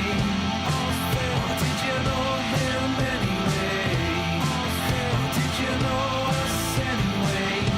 'Cause we all lie in love and war. All's fair, fair in love and war. Cross your heart, hope to die. Could have sworn. All's fair, fair in love and war. All we want is somewhere to be warm with that someone that we adore. Who knew it would be such a fucking chore?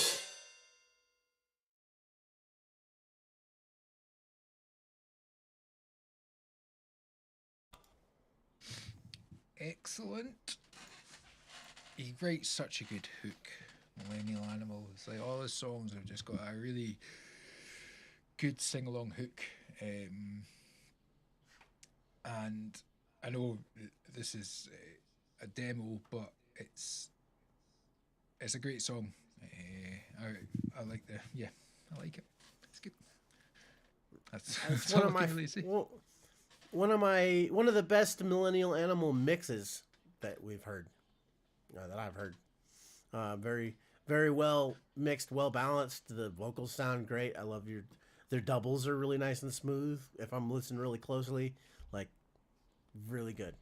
And I think I reacted to this one on another stream before, and I said something about the F-bomb toward the beginning of the song, where it's a little jarring because it's like a soft vocal and almost like a happy sounding song.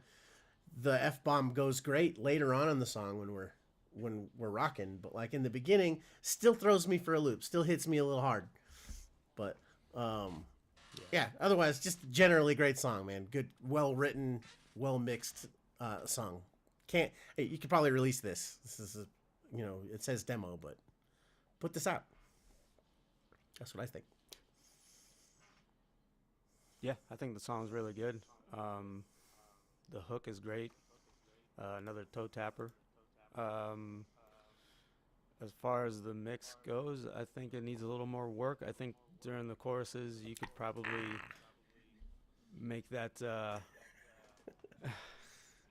You probably make. I those do not vocals- agree. What I think you can make those vocals rise a little bit. Maybe automate the reverb up a little bit, and maybe add a harmony down there. It just when those parts hit, it just kind of falls. The music sounds great. Guitar tones are great. The acoustic guitar sounds awesome. But it doesn't step up, especially vocally, because it's a vocal hook, this song, and I think that it needs to grow a little bit. That vocal just needs to like blossom, and it doesn't. But it's good. Great song. All right. Well, maybe that's a production idea that he could look into. Correct. But I It's think not- still generally like the mix as far as like sonically the EQs and whatnot. all that's Everything good. sounds really good generally. Yeah. And that's what I'm talking about the Yeah, mix. no, so, that's good. yeah. Yeah, that's like an artistic mix thing, idea or opinion. Sure. You know. Yeah. but- Production. Yeah. Sounds good to me. I don't fuck all about mixing and production, so you've heard my stuff. Right, so we're gonna listen. This is my friend Kaz. I went to college with Kaz way back in 2010, and he's released a single on Spotify. I'm hoping that this link works. If not, I might have to try it. Oh no, it's worked. Okay, that's cool. Accept cookies. So this is his song, or his band. I think it is just him, because he does other stuff as well. He does kind of 8-bit sample kind of game music as well, which he had an EP out, but this is I think him singing and playing and things. So this is called Breathe. I don't know if he's in the chat. He might be in the chat, but I did say I'd play it and share it. So here we go. No. Just let me play it. Fucking Spotify.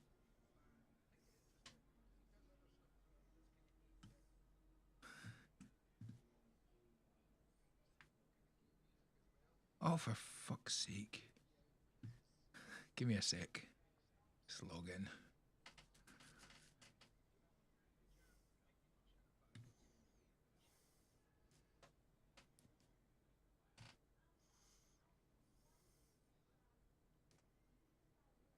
Oh, bollocks. Well, at least it didn't show you my passcode. Right, let's see if this works now.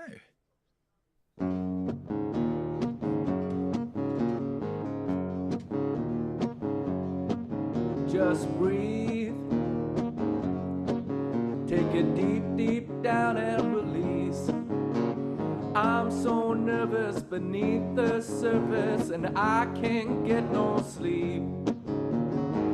My hands are shaking like the ghosts of yesterday, and in my head I cannot find the words to say.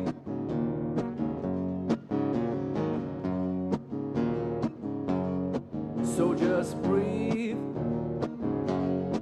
Is she nervous just like me? One hand's playing with her hair that's laying on the back of my car seat. I'm just waiting for that signal in my brain. I know this chance won't come again, and it's driving me insane.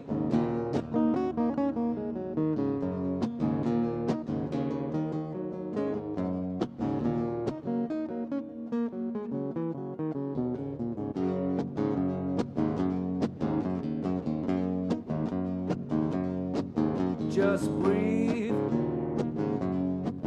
Take it deep, deep down and release.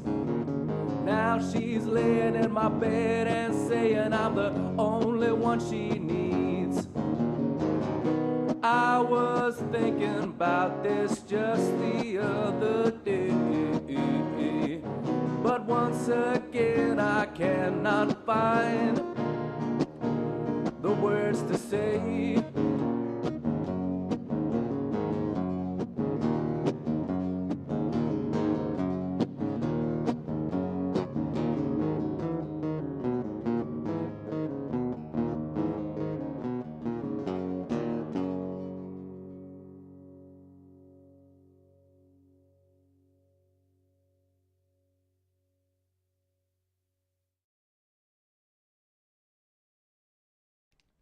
Cool. That's a cool wee Yeah, tune. buddy. I like that.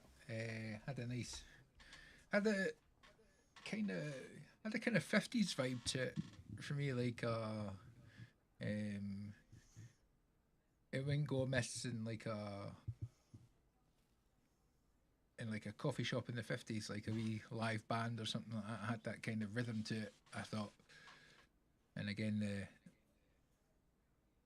the lyrics and that kind of had that kind of feel to me as well. But that's my personal opinion. Yeah.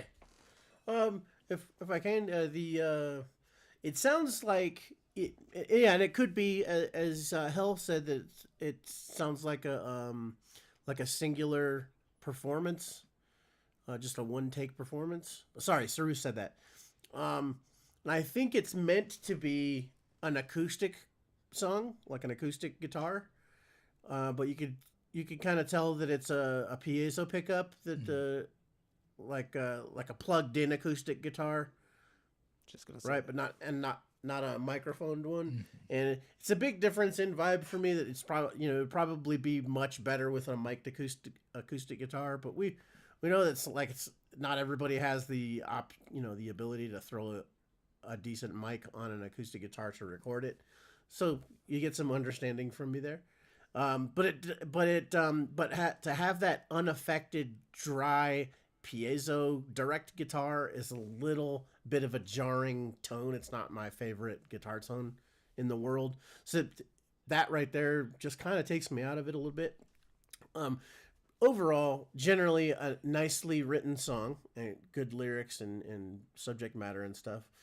But there's a bit right toward the end where he goes into a guitar riff for a moment and then ends the song. And that guitar riff part seemed a little bit out of place in the song. Like it might have been kind of pointless. Like you probably could have skipped that bit. Otherwise, it's a cool song. Those are I have to like point out when I'm hearing about it, and those, such a kind of a simple song style like that. I'm drawn toward the things that take me out of the vibe, which are those. Sorry. Yeah, solid song, but I was gonna comment the same on the guitar. That's a straight in sound, and yeah, it's a vibe killer for sure. I think that if you had a mic to sing into, you could record guitar in it, because the vocals sound great. The guitar is just missing sparkle. It's just flat and kind of dead sounding. And personally, I hate acoustic guitar piezo pickups. If you have a mic to sing into, record your acoustic into that. And I think all of your like little lead parts on the guitar, pointless. That's up to you, man. It's your art. Nothing is. It's right if that's what you intended, but stick to the feel. Stick to the. Some of it was rushed and all timing was all over the place. So, put on a metronome maybe. Keep all those parts tight and tidy, and I think you'll have a good song. Cool. Well, thank you for that. We're going to make this the last song, so we're not going to actually listen to Have in Mind because I remembered that we had the Project Home Sessions Left Me Blind performance from you guys. So I thought we'll play ourselves out with that. And then once the track's over, if everybody clicks on the pinned comment in the live chat, that should take you over to the premiere for Sarush's cover, Muse cover Hysteria, which it's good fun. So we'll listen to that. So before we go, I want to say a massive thank you to Joe and JuiceBox, although I don't know if I'm allowed to call him Brandon, but I'm going to call him, he's JuiceBox to No. music. No. Oh, that's okay. That's fine. My mom calls me Brandon. JuiceBox, Joe, thank you so much for your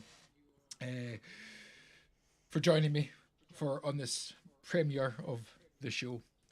And it was great fun. Really appreciated all the information that you gave us about band.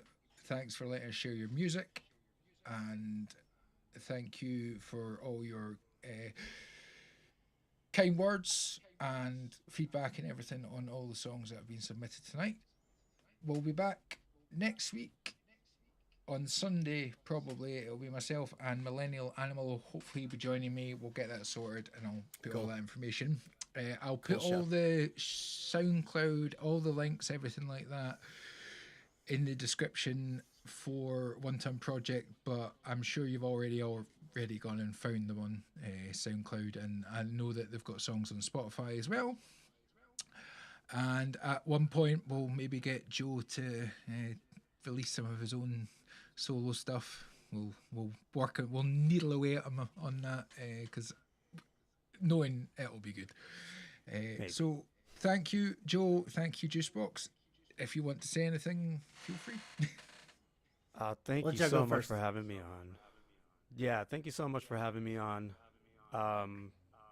This is now the second time I've done a stream, so I'm almost brand new to this. I love spending time with my brother, JuiceBox. It sucks that we don't live in the same house anymore, but I love you, brother. Love you too, man. This is how we hang out now. Yeah. And Andrew, thank you so much for having us on and letting us talk about our band that we're really proud of for the people. It's something cool. It's like a special gift to us that we are able to do this. So thank you for providing a platform for us to get our name out there and listen to some of our music. Appreciate you, man. Thank you so much. Thank you very much. Yeah, Suresh, if you want to push it back another 5 minutes or so, that might be a good idea. If you can, push it back to maybe 20 past or 25 past, and then we'll head on over and hang out to that. So, Left Me Blind, the Project Home Sessions Part 1. Here we go.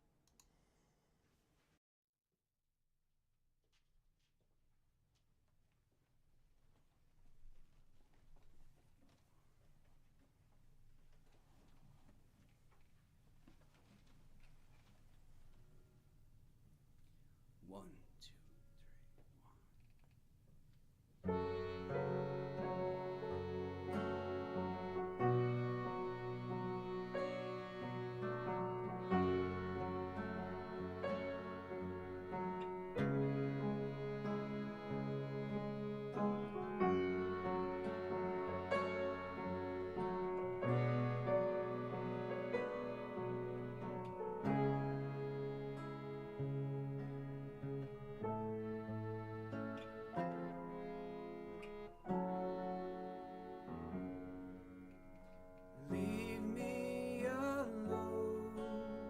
Sometimes you'll find me.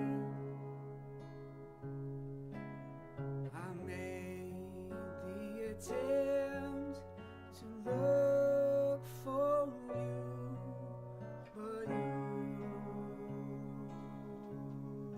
left me blind, searching for self-control. So far, no luck. The attempt was made. We looked for you, but you left me blind. You left me blind.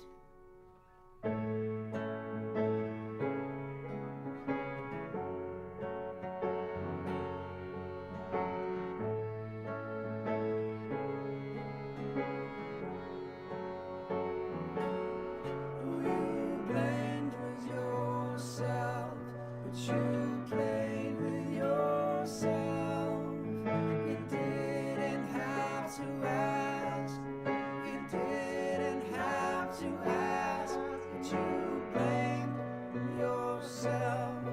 you made it yourself.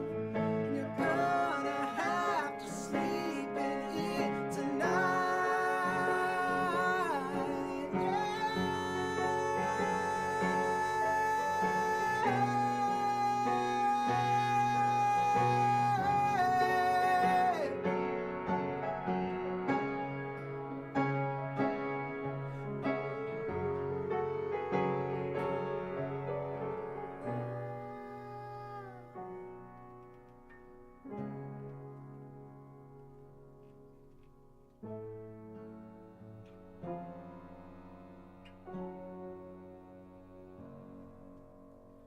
Searching for self-control, so far no luck.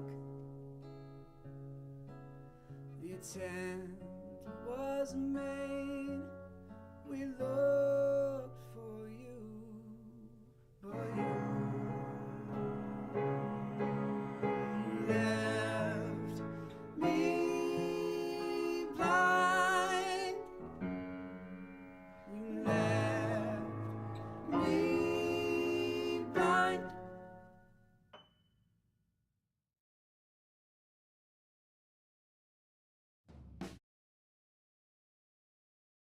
All right, so slight change of plan. We are going to watch Sarish's cover here because it's he couldn't push back the premiere. YouTube wouldn't let him. So apologies, Sarish, that was my fault. Missed timing and everything. So we're gonna just stay here, and we'll I'll bring up the link because I already have it in my Discord. So there's a lovely picture.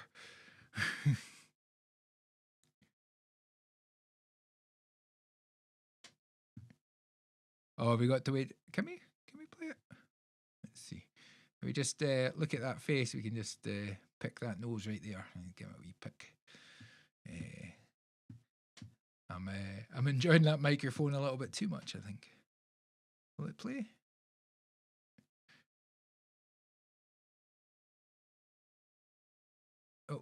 Oh, let's go for it. Let's see. Oh, right. Okay, so you can't go back. Can you go back? Yeah, you can. We get the funky beginning. I'll just watch it live.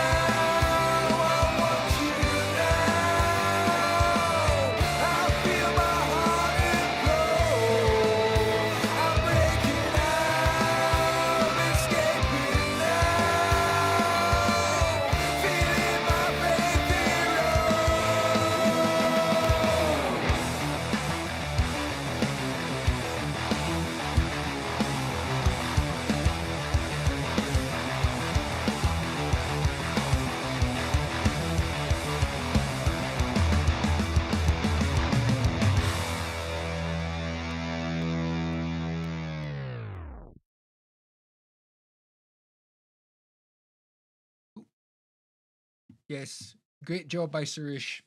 Fantastic performance. You must have very sore fingers after the bass bit. And to be honest, I'm sort of 90% happy with my vocals. I was happy with the chorus. The verses were very difficult, but let's face it, Matt Bellamy's got a fucking tough voice, so it was good. It was good fun nonetheless.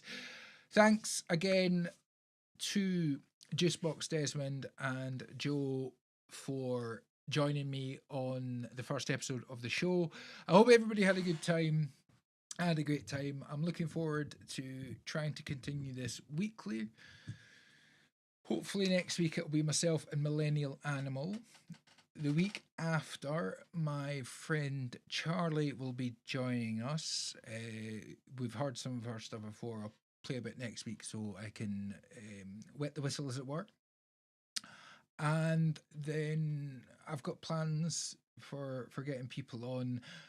I don't know if Daniel Shadow of the Throne is still in the chat, but I know that he's got a single release around about the 10th of February, so I'm hoping to try and get him on, I think, the Saturday or the Sunday before that. It'll all depend on timings and when guests are available.